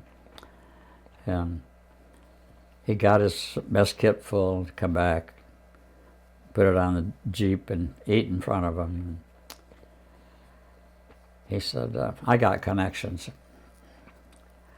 At the same time, I got a call from the captain, and so I went to his after. He said, do you know you had a man come to the kitchen at 9 o'clock? And I said, yeah. He said, he didn't get the message? I said, oh, yeah, he got the message. And he said, what are you going to do about it? And I said, I don't have any plan at the moment. And I said, you shouldn't even know about it. And he said, why not? I said, well, the mess sergeant should have just told him no. You're not supposed to eat after 8 o'clock. Get. But the mess sergeant goes ahead and feeds him and then cries to you. And so he said, well, anyway, what are you going to do about it? I said, I don't know. I'll just wait for the opportunity. And I got back to the side, and just as he's telling the guys he's got connections. And so when he finished, I said, when you finish with your mess kit there, you're wanted at the kitchen. Somebody that you got connections with, I don't know who it is. And he said, what are you talking about? I said, I don't know, but just go to the kitchen and take care of your connections, and we'll see you tomorrow. And so he never saw anybody so GI. And this was his line, you're just so GI. Cussing all the way to the kitchen. And what does that mean, so GI? Government issue, but it's it's not a government issue at all. It's just, if you're a government issue, I guess you're a GI. Anybody's a GI. Mm-hmm. But he got his day in, and sometime along the line he was gone, and I don't remember what happened. But he was the bug. My wire chief was a dream. He had that wire section constantly in the right places. I finally took it over, and I don't know how much you know about Army, but if you're the next guy in line, you get to be, in this case, a platoon chief. I was a radio chief. Now I can be a platoon chief, platoon sergeant. And that at point, and I don't know when all this happened. I've tried to redo this story in my mind when I became platoon leader and when I became warrant officer without the rating. I don't know when they happened. It just seemed to blend in from day to day. But I was laying some wire one night, close to night, and captain come out. Now this captain was real special to me. He was a guy that kept me in line quite a bit of the time, but he's going along with the wire going across the road, and I'm putting the wire in where it belongs over here for something else. And I said, what are you doing? He says, I'm laying my own wire for a phone because I have such a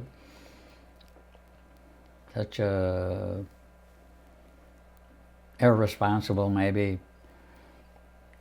wire chief, that I have to lay my own wire.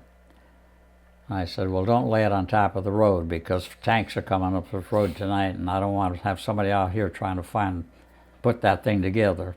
He said, where will I put it? I said, it's over the road or under the road, and otherwise don't put it. And we were just quiet, and I said, someday I'm going to teach you how to lay a wire. And someday I'm going to teach you how to talk to a captain. Neither of it meant anything. He was just that kind of a guy. When he chose to scold me, he scolded me, but most of the time I could say anything to him and get away with it. Not in front of anybody else. I'm just talking. Yeah. So what was your experience in Normandy? In what? In Normandy, what was your experience there? Well, I sat out in the channel for 4 days, I think. When were we landing? Was that on the 4th? 6th. 5th? 6th. June 6th. 6th, right. Yeah, it hits me now. Okay. I sat out there probably until the 9th. I don't know. But anyway, when I was teaching radio school, General Eddy came up and I was not looking at this glass door in the hotel. We had a hotel room. And one of the guys close to the generals, and I looked up and saw General Eddy. So I finished up and Which I general? went out, opened the door, and went out and talked to him. He said, he said, how do you handle men? And I said, I don't try. And he said, started to laugh. He says, will you just walk out of there and every man in there's got his notes he's working on, nobody's talking or anything? I said, oh, it's easy. When we go on shore, either they go with a rifle or a radio. And if they're squeamish about shooting people, they take a radio. And they know if they don't pay out in here, they'll be back on the line. Well, I misinformed them a little bit about radios because they do get into some hot areas. But anyway, some people don't like to shoot people. And he said, well, anyway, what I'm here for, we got bad news. And I said, General, we have bad news ever since D-Day. And he says, I mean this, that we were the point to go in on Normandy. And we've been scrapped. So that's a shame. Somebody outranked us, huh? He said, the 5th Division is going to do it, but they're going to have one battalion of the 1st Division that points the way. And I said, and just to think, we could have been that battalion. General Eddy was one of the greatest generals that I ever met, and I could sit across the table from him and joke. The colonel was a good colonel, but he didn't talk to peons. Anyway, I got in a scrape there at when we did land. Everything moved so fast when we landed. Now, the fighting that went on right there in D-Day was horrible. You could see it from where we were. These guys just put a ladder up a cliff to climb up there and get shot in the head. Dumb. You know, I don't know. I criticized it, but then I realized that some things went wrong. They had tanks and gliders, and they were pulling them up, a glider in with a tank, and thinking that, you know, you got the thing set up here, and the Air Corps dropping men, they could get in the tank and way to go. But every tank turned over. Again, just like on the boats. When that plane hit the ground, the tank was too heavy and it tipped the plane over. So all of our tanks were on the side, even after we got there. Of course, we got there long before cleanup crews were there with the derrick type equipment that could move a tank up. But I went in at Utah. What was the main beach? Omaha. And I went in at the next beach, Utah. And about 3 days after, maybe 4 days after the main landing. And I don't know how many battalions went in there at that time, or regiments. There's one guy in Panama City that has, that's where he got his indoctrination. He came straight from the States and went in at Utah Beach and got hit in his side, paralyzed one side. He's had a couple of write-ups in the paper. I talked to him to know where he was, because I said, we went in there shoulder to shoulder some way. It may have been a long way apart, but we all landed at the same time. And then our 2nd Battalion shot right out across the peninsula and cut it off a little too fast. And I was sent with the forward headquarters halfway out across there. And I got one of the trucks stopped and let off a couple of guys, and I said, I can't handle them. I don't need anybody. I can't feed anybody. And he said, see ya. He just took off, and there's 2 guys, and I'm responsible for 2 more men that never been to war, come straight from the States. So I said, best thing to do is to make them feel like it's a real war, even though we're not fighting. So I took them down, well, it turns out to be 200 yards, and I placed this guy and the next guy. We're in hedgerow country. And I said, now, don't whistle or rattle the leaves or anything if you see anybody. I give them talk that I thought they ought to have, never dreaming that they ought to have it. But I said, don't make a noise. If you see the enemy, back up. Just back up and keep backing up to hedgerow until you get back to the Jeep.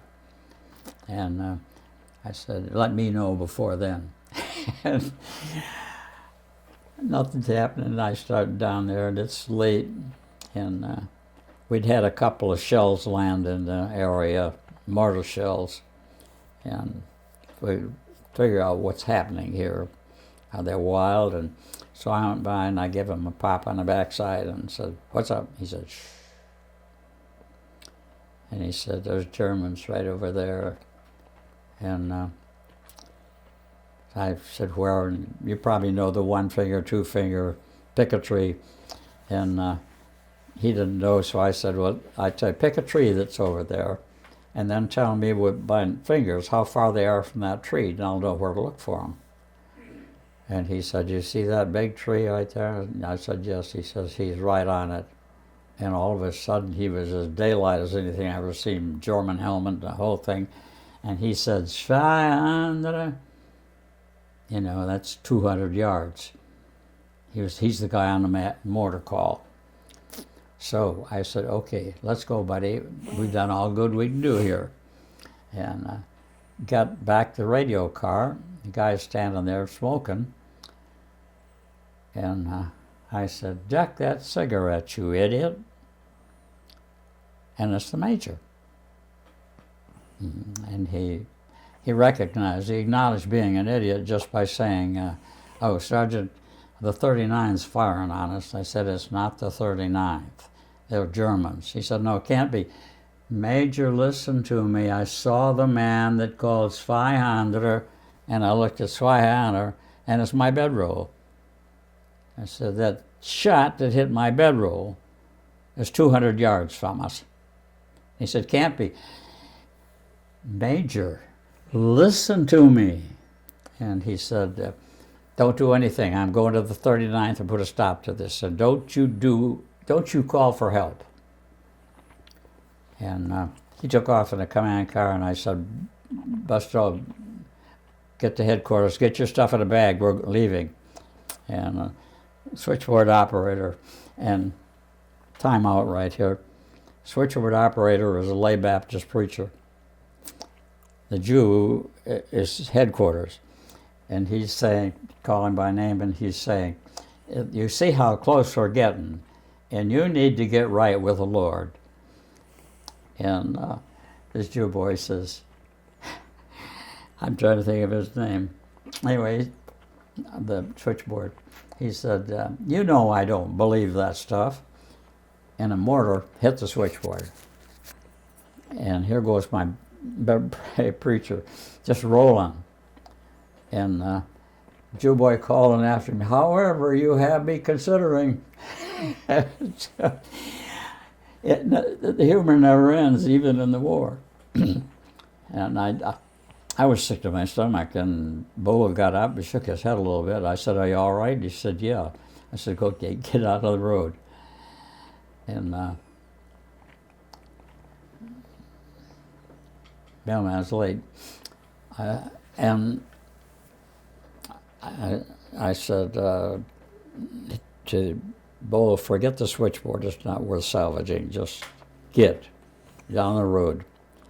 And headquarters guy were down on the road, and my radio men pulled my Jeep down on the road, and I'm under direct orders not to ask for help. So I said, this is on all points.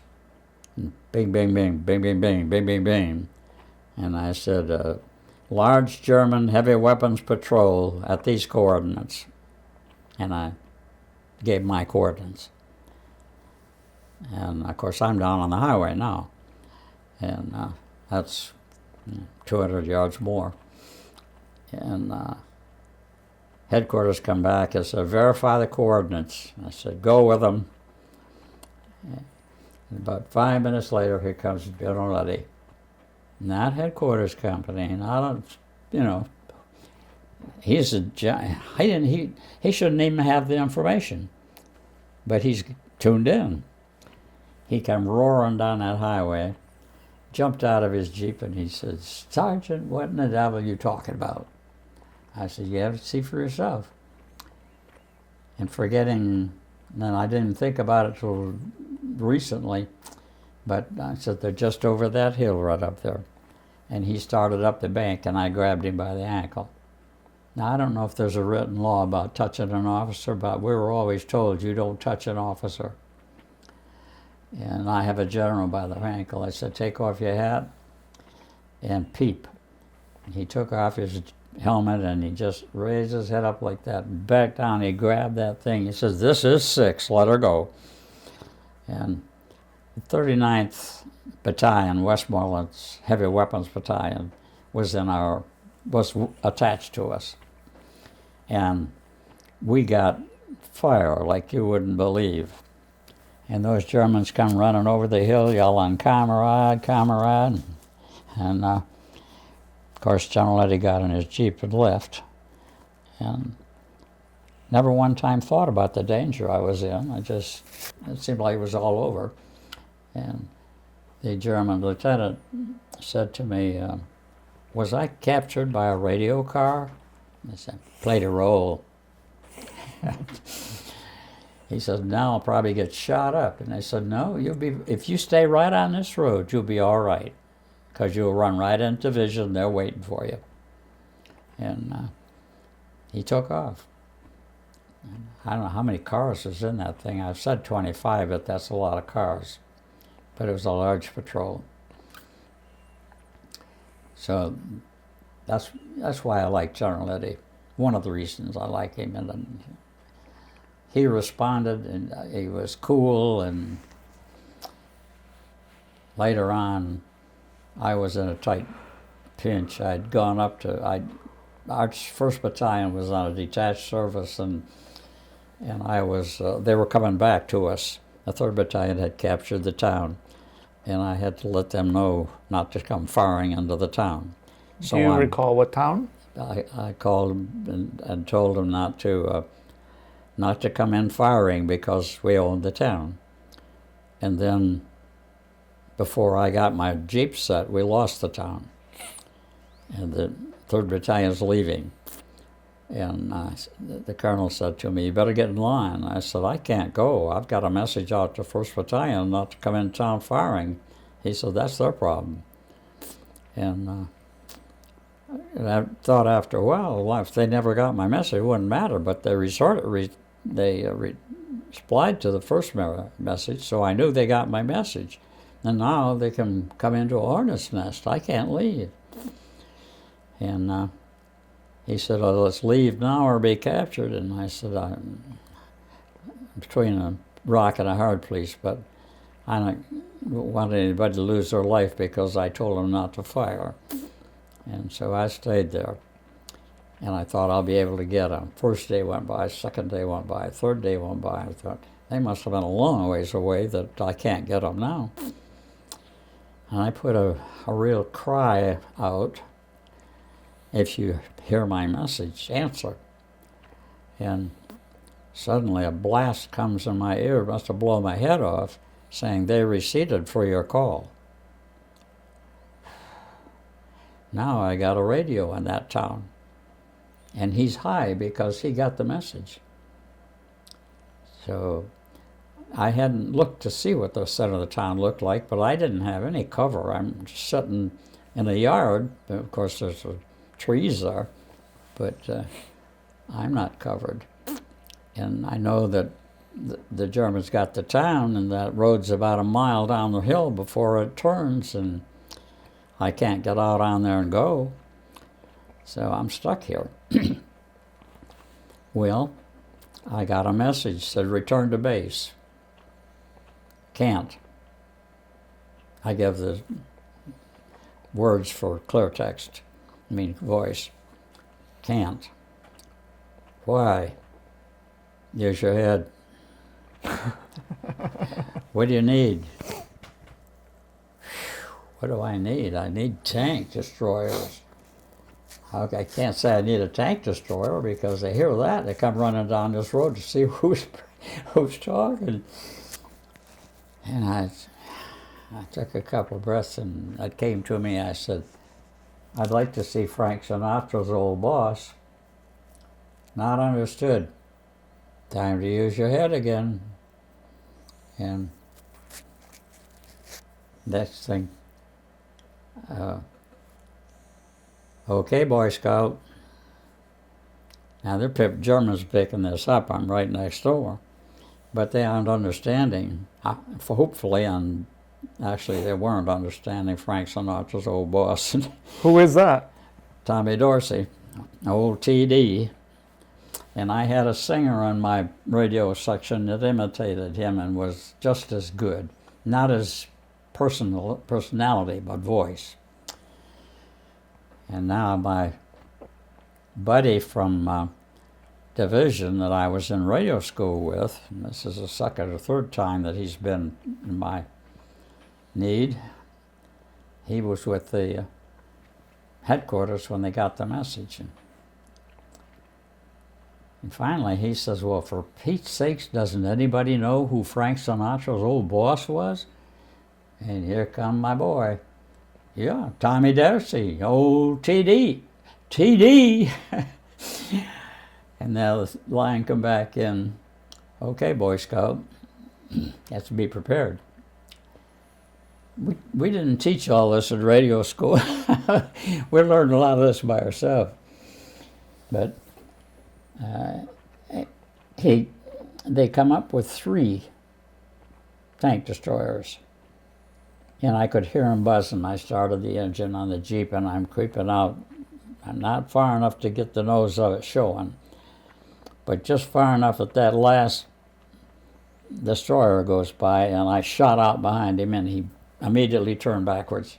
You know how that works. There's no shifting gears in a tank destroyer. It's forward or reverse. And they started right down the hill after me, and I had that thing wide open, and they were right on me. The Germans were firing that tank, and the 5 shots are going wild. We got out of range after a while. I got back to my unit, and they were having supper. It seemed like we didn't have a kitchen very often, but when we did, they played a big part in my work. But I was going in the kitchen, and the captain was standing there, and apparently they had been told to wear, dress up the leggings. And of course I didn't have leggings on. And he comes up to my face, he realizes who it is. He says, "I want you shaved in the morning." I said, "No problem." So I went by and shaved. About 9 o'clock he come down to the tent, and he said, "I come down to apologize." I said, "What have you done now?" He said, "I'll apologize to you. I told you to get shaved." I said, "Put the light on." He said, "You don't seem to understand. I didn't know where you've been. I didn't know any of the circumstances, and I feel pretty cheap." I said, "I haven't got a lot, but you're okay in my book." And that was the end of that conversation. We had a lot of those short conversations. He was a great guy. When I was traveling a lot, stopped in Dayton, Ohio one time, and that's where he was from, and he was working in a bank when he got drafted. And so I went to a bank, and the guy said, "Can I help you?" And I said, "I'm looking for a guy named Jack Ames." He said, "Well, he doesn't work at this bank." Oh, I said, "I don't know if he works at any bank, but he did work at a bank." He said, "Oh, you're looking for him. He's at First Bank." I went to First Bank, and there he was sitting. There's a banister there so nobody could get back where he was. And I handed the girl my card, and she said, what can I do for you?" And I said, "I want to talk to that character back there on the bench. He is now vice president of this huge bank." And she said, "Pardon me?" I said, "I want to talk to that character over there at the desk." She didn't say any more. She got up, but I know she was very careful as she went over there. And I heard him say, "I don't believe it." And he jumped up from that desk and climbed over that banister, and we had a bear hug right there in the middle of that big bank. I promised to keep in touch with him and never did. But sad story. Good story, sad story. In that town where you were trapped, do you remember the name of the town? Dayton, Ohio. No. The town where you were trapped, where the tank destroyers came. No, I don't remember. It was not a big town, but it was a point because the Germans took it. They left it and they come back and got it. And in turn, we never did go through that get through that town. When we finished where we were going, we went some other way. So I never saw that boy. I don't know what he looked like. I got his name, and I put him in for a Silver Star. And it was refused. And so I said, "I'm going to talk to General Eddie," and the captain says, "Won't do you any good, but you have to go through the colonel." And so I went to the colonel's office, and I said, "I want to talk to General Eddie about this." And he said, "I don't know why. It's not going to do you any good, but go ahead." So I got now we aren't with stuff shorts anymore. And we were at the top man. He kicked the chair out and said, "Sit down. What can I do for you?" And I'm coming to talk about that Silver Star for that boy and wherever it was. And he said, smiling, he said, "Sergeant, do you feel that if you're somewhere and there's a job to be done and you can do it, do you feel like you ought to have a Silver Star for doing it?" I said, "Oh, General, I'll debate that either side." And I said, "Between you and I, no big deal. Between the guy that risked his life, pretty big deal." And he said, "But it was his duty because he saw it." And, and I said,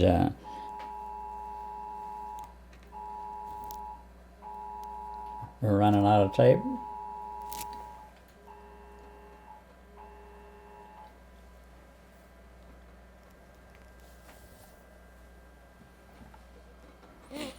Nope.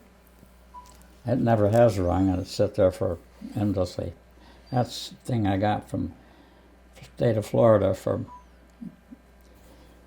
giving them 13 years of my... As a volunteer. volunteer.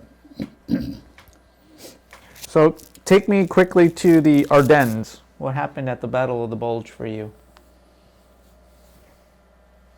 No, that's down the line. That was the end of the war for me, essentially, and it was a breeze for me. What I read in here, Lawton Collins' name was in there. He took our Brigadier General's job, and doesn't say too much about him. I don't know much about him. I know he was our general, but I never saw him. But as we sit talking with General Eddy, and I said that other agencies, other battalions, are giving men Silver Stars for less than that. He said, yeah, I know. And I said, it makes it kind of hard on them. On this, your attitude on this makes it hard for these guys. But he said, but you agree with me. I said, yeah. He said, wait a minute, that's not a true agreement. And I said, well, I'm sort of not able to talk like I would talk if I wasn't talking to a general. He said, speak up, boy. I said, I've seen you in dress uniform. He smiled. He said, what's that boy's name? He gave him a Silver Star. But he was a great guy. And I could serve under him and be proud. And I was. But the colonel was a good colonel, but he couldn't say two words and put them together in the right place. He'd always muffin the job. And the last time they had a big meeting in a farmhouse, all of the officers, and I had a 193 headquarters town car. They had a 100-mile range, I guess. I don't know what it had. Probably not 100, but big and something that a radio man would love. And so I'm sitting there cruising the dial, playing with it, and I pick up English, stop, and it said, I don't know whether they said contingent or what they called it, but of Messerschmitts headed for these coordinates, they believe that's supposed to be a headquarters. So I stepped outside and I called all the men, get your jeeps and go home. Your boss can call you later, come and get him, but go. And there's one jeep left, some officer drove it. I jumped in that jeep, and time run out of time now, the 10 minutes is getting skinny. And I let out the clutch and spun the wheels just as the colonel stepped out the door, and he threw up his hand. He said, do you know what a clutch costs on that Jeep? I said, no, not really. I could put probably $489. He said, report to your company commander and tell him I want your stripes. Okay. I had to do it this way. If I said there's a detachment of Germans coming, how do you know? Who said that? Boy, and we only had 10 minutes, 5 minutes ago.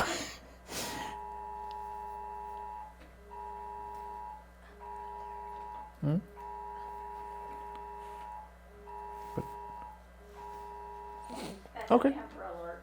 Okay.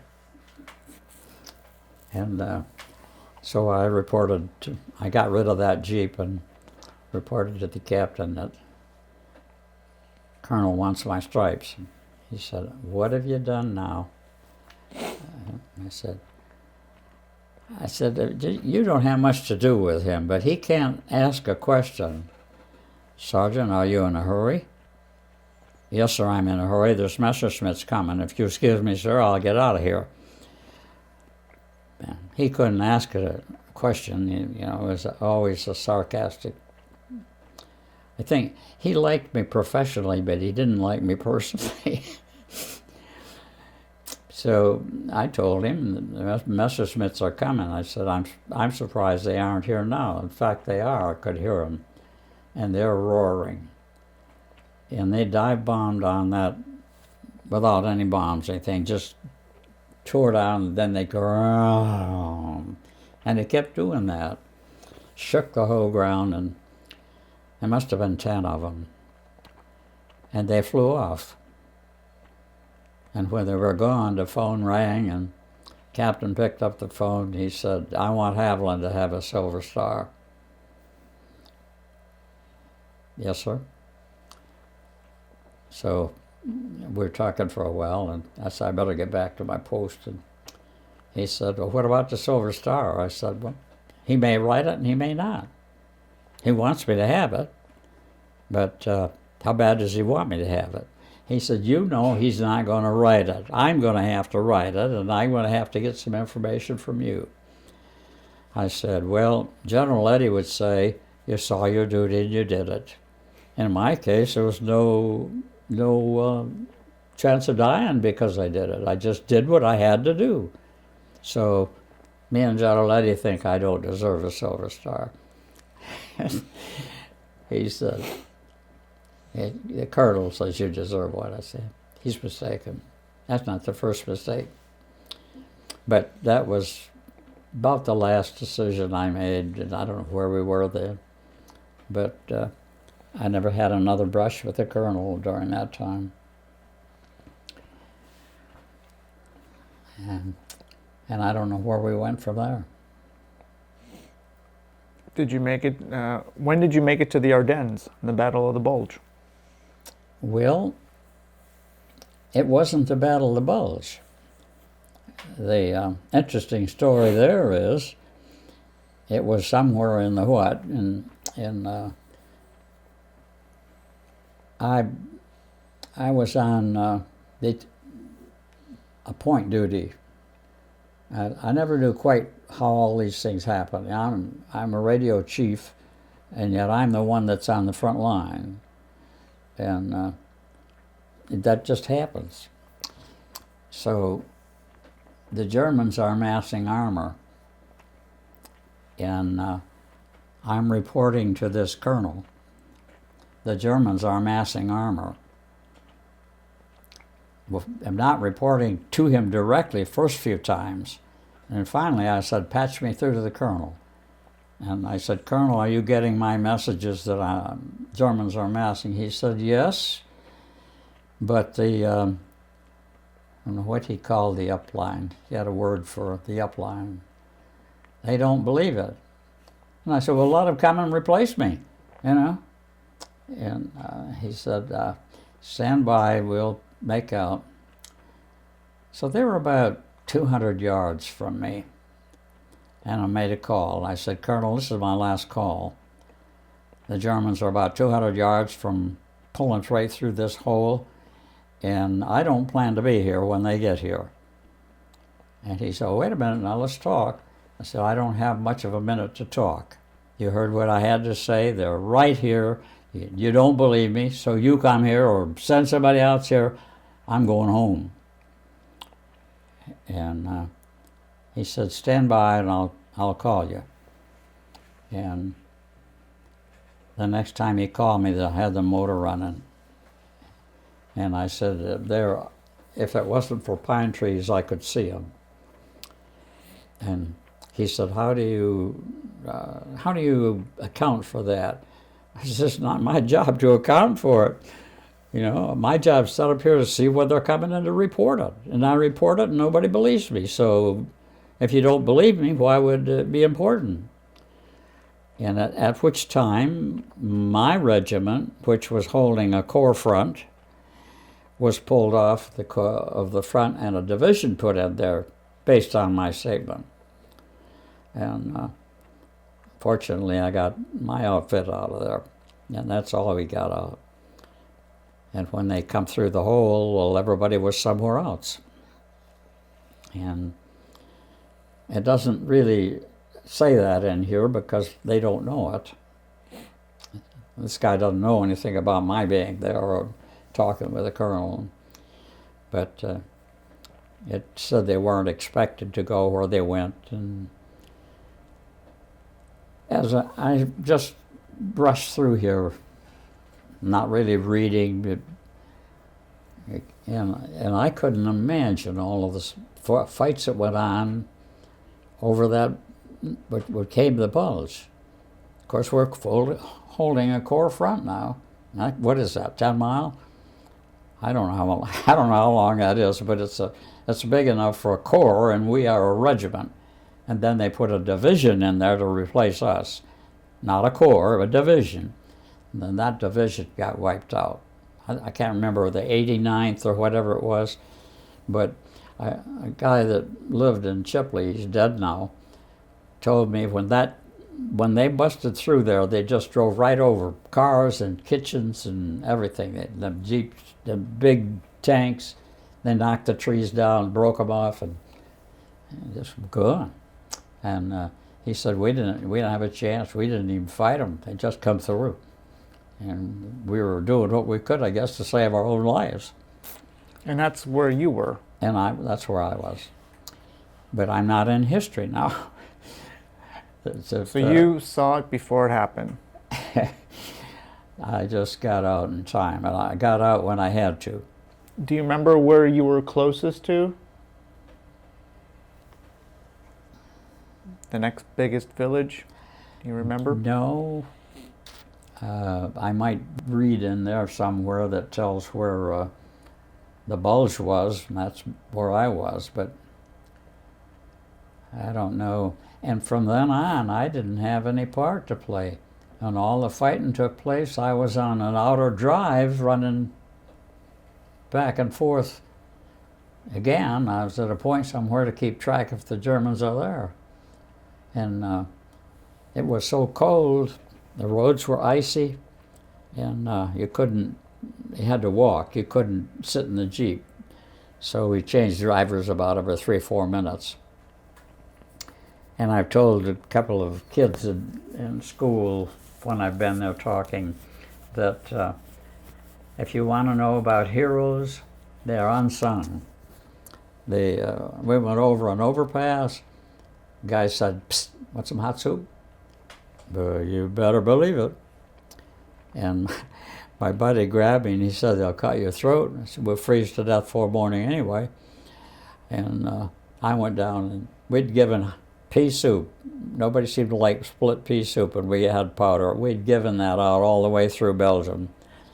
And everywhere we could trade it for an egg or a slice of bread and a piece of butter. And I ate some of that soup, and I told the guys we did a good job. That was the best thing we ever did for the Belgian people, because it warmed me up inside and warmed me that there were 3 guys there willing to put their life on the line to give me a bowl of hot soup, canteen cup of hot soup. And those are my heroes. And I tell the boys in school, those are my heroes. And they were, but by the time we come out of that outer drive, it was over. Now, we didn't spend 6 weeks on that road. I don't know what happened to the rest of that time. But I remember the day that Bulge broke through, and 6 weeks later, end of January, it was over. So we had a half of December and January that I don't know where I was.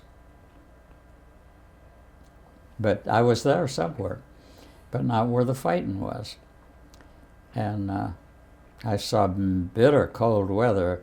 A lot of the people that died during the Bulge froze to death. When they lose blood, there's nothing to keep them warm. And so our death toll was high because of that. We went from there to the Harz Mountains and had a kind of bad time there. fact, I pulled my worst shenanigans. I guess, no, my worst shenanigans was on capture of that German SS trooper. And those two American officers grilled me for 6 hours on abusing a prisoner. And I said, apparently you don't know much about war. I was very confrontational. They got ugly with me, I got ugly with them. I thought, nobody can touch me, I did the right thing. Wrong. They didn't hear anything I said, but the guy said, okay, I'm going to let you go, get out of here. But the last thing, I want you to promise me that I won't hear of you doing anything like this again. Oh, I said, that's a cinch. And he said, I don't like that answer. And I said, it's as good as it gets. He said, get out of here, and I left. And then this boy that I got a writing about, a German soldier grabbed his gun when he was grabbed it, and in the melee, he got shot. Now, imagine now, if I'm pointing a gun at you, my finger's not out here, it's on the trigger.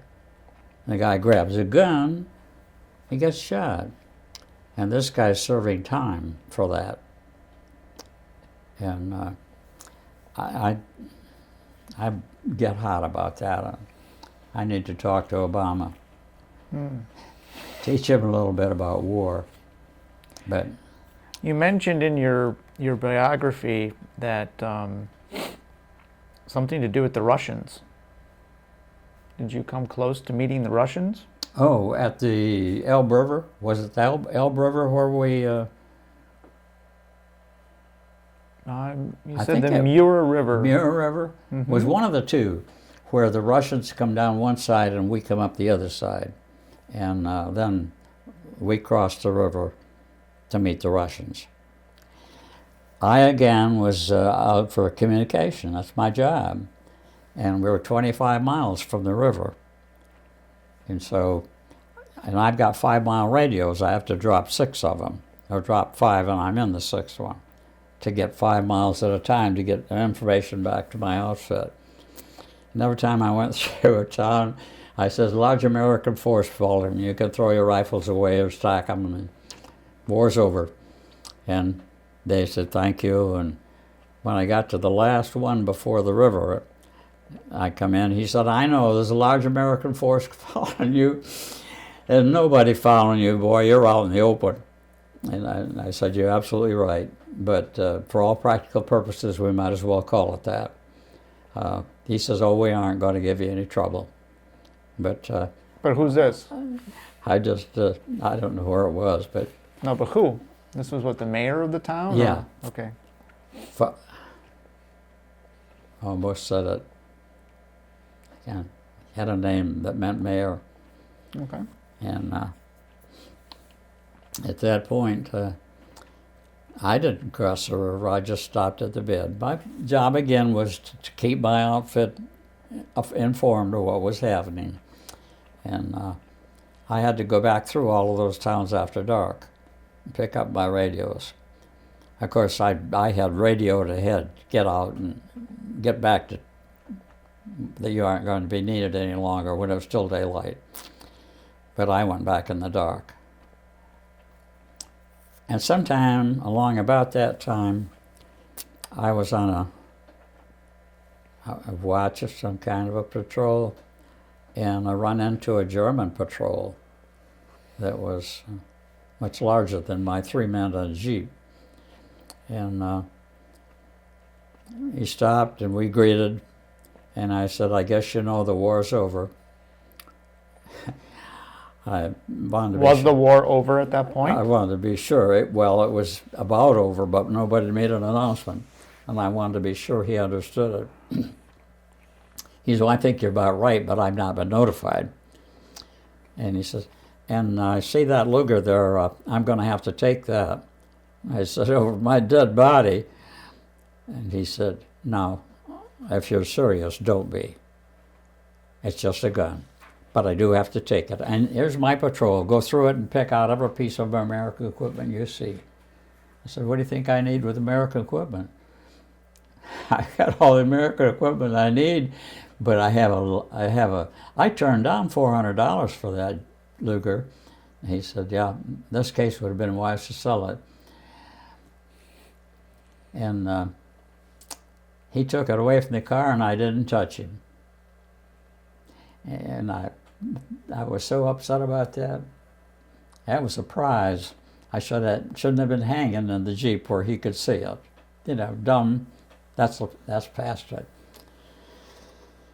And that's the only confrontation I had, man to man, after the war was over. We didn't get that close any other time. And did you interact with the Russians? No, I wasn't allowed to cross the river. I just went for information, and then I don't even remember who I was accompanying that were captains that went across and talked to Russians. And one of them come back and said that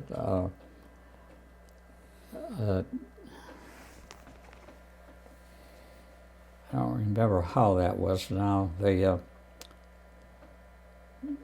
guy shot a German anyway, one of the Russians. This is what they're telling me.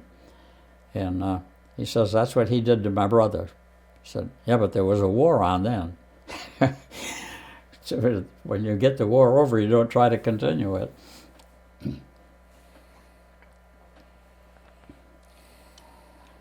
And where were you when the war ended? When what? Where were you when the war ended? Ooh, well, we had passed through the Hartz Mountains, and we're just in a little area, had a name, but there weren't any stores there. And from there on, it was just quiet. While I was there, I drew, as a platoon sergeant, I drew all replacements. And I give them a welcome speech, but I said, I'm not going to try to train you because the war's over, and I'm not going to bore you with it. But I'm the platoon sergeant, so if you have any problems, you come to me. And anything you have to say, just, but I'm not going to bother you. And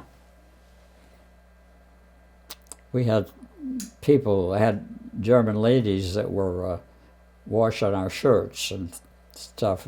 We'd give them a bar of soap, and they'd clean our shirts and keep soap for their pay. And I think sometimes we paid them too, but I never got direct contact, so I don't know. And while we were sitting there, we had been given what I call that water bag hanging on a pole. Anyway, sack of German beer. That was a whatever they call it, a gift. And I guess about a week later, when a colonel come down inspecting, he saw a guy walk over and draw a canteen cup of beer. And I was right near the captain.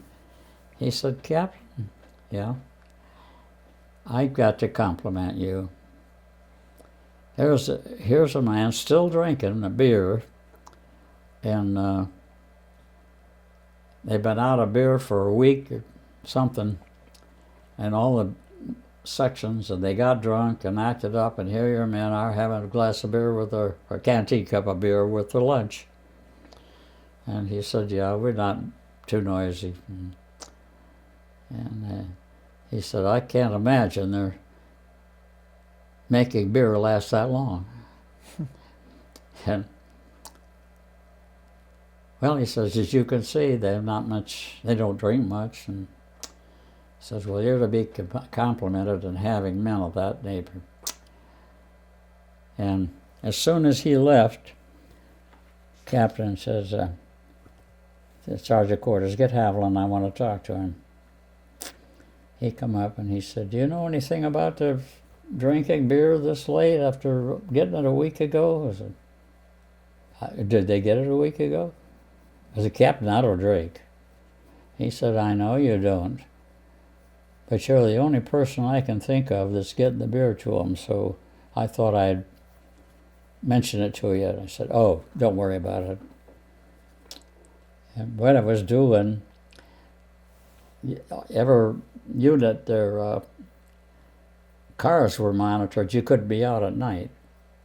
I was buying the beer, and they were driving my Jeep, the wire team, driving my Jeep, because I had APO number 1. So nobody stopped that Jeep.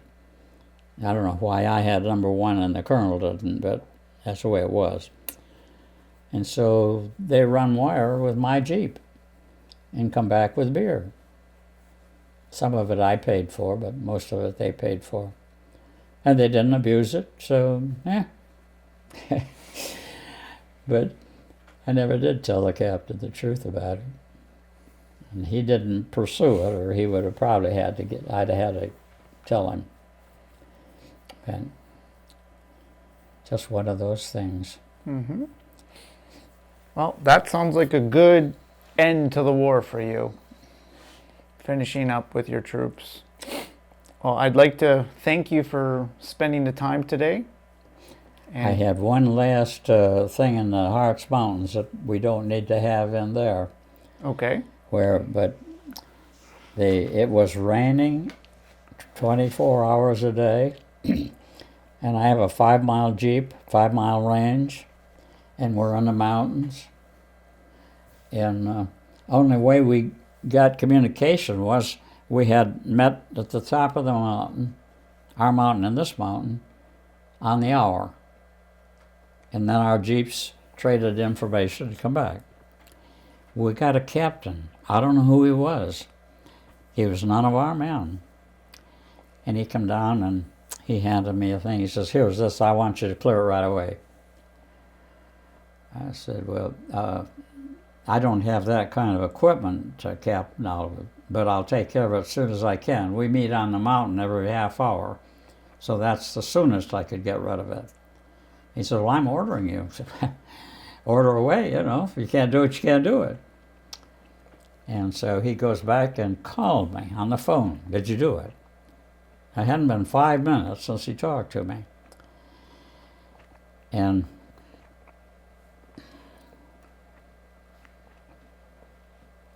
now he gave me a direct order when he was there. And he said, I order you. I said, you already ordered me, Captain. Don't you remember? And I told you that I can't do it. And it doesn't do any good to order a man to do something that's not possible. And 4 or 5 times he called me before that Jeep was up there again. And it's time for the Jeep to be there again, and I can't afford to have the line tied up. My phone was patched right into the colonel, so when you picked up the colonel's phone, it cut off my radio transmission so that he could talk direct, and I'm out. So I explained that to the officer. I said, whenever you're on the phone, my radio is cut off. And so if I had a chance to clear your message and you talking to me on the phone about it, the message doesn't get cleared. And I said, I'm pleading with you. I don't know what else to say. And about 5 minutes later, he called me again. He said, you clear that message? I said, what did I tell you? What do you mean, what'd you tell me? I said, I'll tell you what I told you. I will tell you when I clean that message. And to tell you something else, I don't want to hear from you again. I'll talk to you when I want to. I was beside myself. I hadn't slept for 24 hours. I got a call from the colonel. He said, did you or didn't you tell him if you wanted to talk to him, you'd call him? I said, I believe that's verbatim, sir. And he says, we'll talk about that in the morning. I said, that'll be good. Well, they started court-martial proceedings in the middle of the night. My captain was away somewhere. He finally come back at that point, and he said, "Oh, I wish I'd been here. I wish you hadn't handled it the way you did. But if I'd have been here, I'd have been glad to tell him that and kick him in the boot." But anyway, he said, "I'll do what I can." And I said, "I know I'm in trouble, but I took all I could take. He's cutting my radio off, and my job is radio, and he's cutting it off. And he doesn't have brains enough to know that." He says, "I'll be sure he hears it." And about 5 o'clock in the morning, I just dozed off occasionally. And in my dream, I hear my radio going. I say, "Does anybody hear that radio?" And I push my head back down. I know I have a radio operator on duty. And it was about 5 in the morning. A guy kicked me in the ribs. He says, "Get up, you're going on a furlough." And I said, "Oh, well, bring the car around about 9. I went back to sleep. He came back again. He woke me up. He said, "Don't you understand you're going on furlough?" I said, "Yeah, I understand. And I've been waiting for that taxi to come."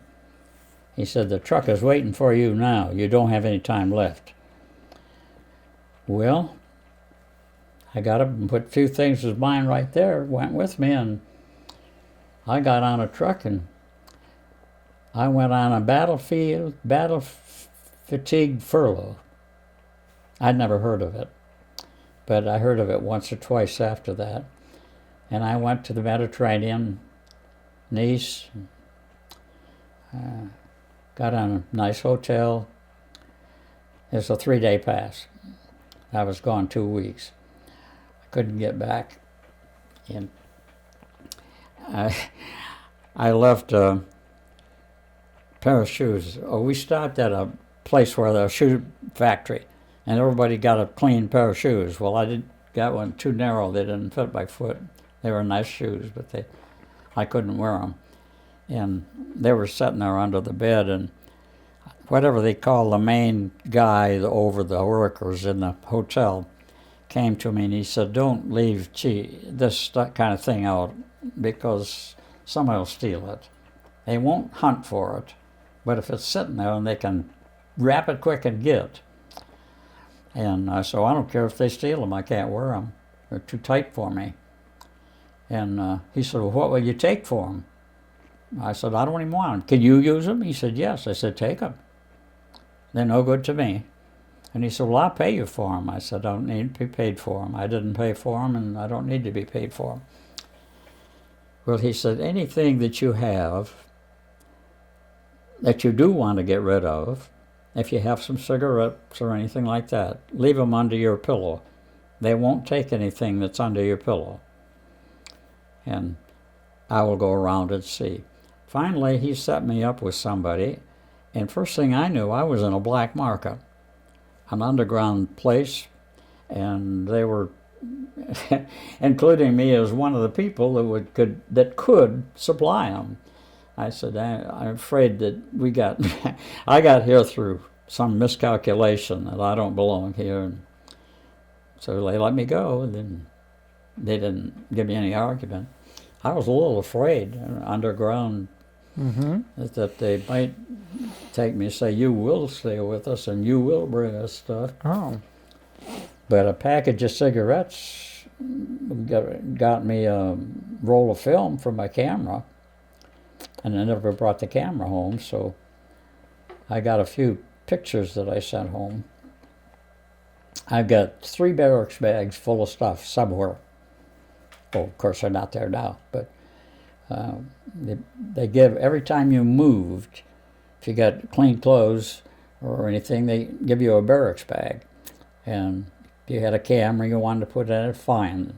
And the tag on there was your name.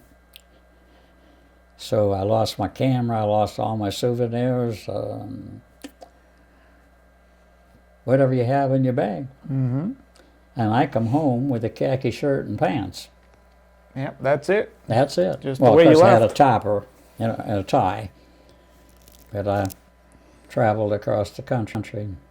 My wife met me in Cleveland. She come down across the river forwarded into Cleveland, and then we drove back.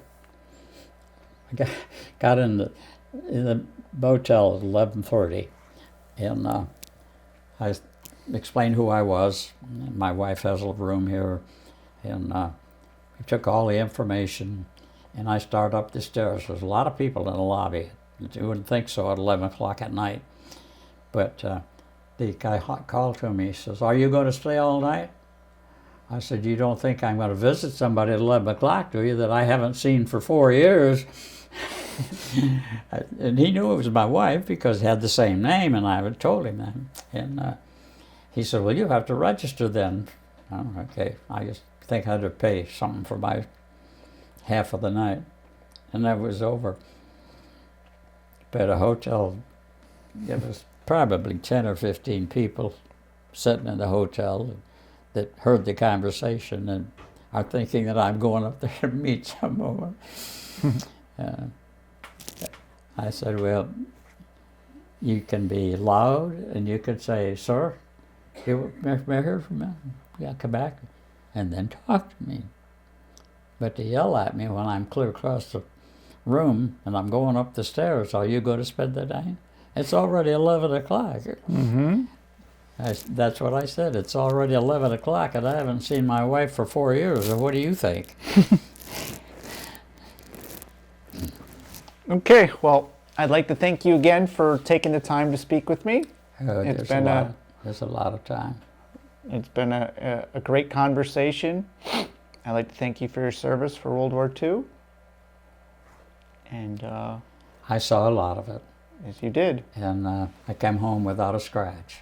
And thanks for sharing. And my favorite Jew boy was on a radio, and I had a deal with the radio operators that don't leave the radio, I'll relieve you. That's all right. And I like this guy. He's the same guy that says, "Schade für die Goyim." And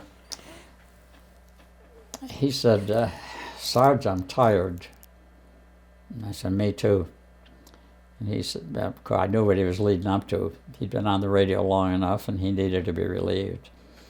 And he said, "I'd like for you to relieve me if you can." I said, "That's my job." And he stopped the Jeep. I got out, got in the back. He got in, started the Jeep up, and he caught a .50 caliber. He just, like that, he was down to the ground, fell right out of the Jeep. I could have cried, and I kept saying, "Is this my fault? Should I have refused?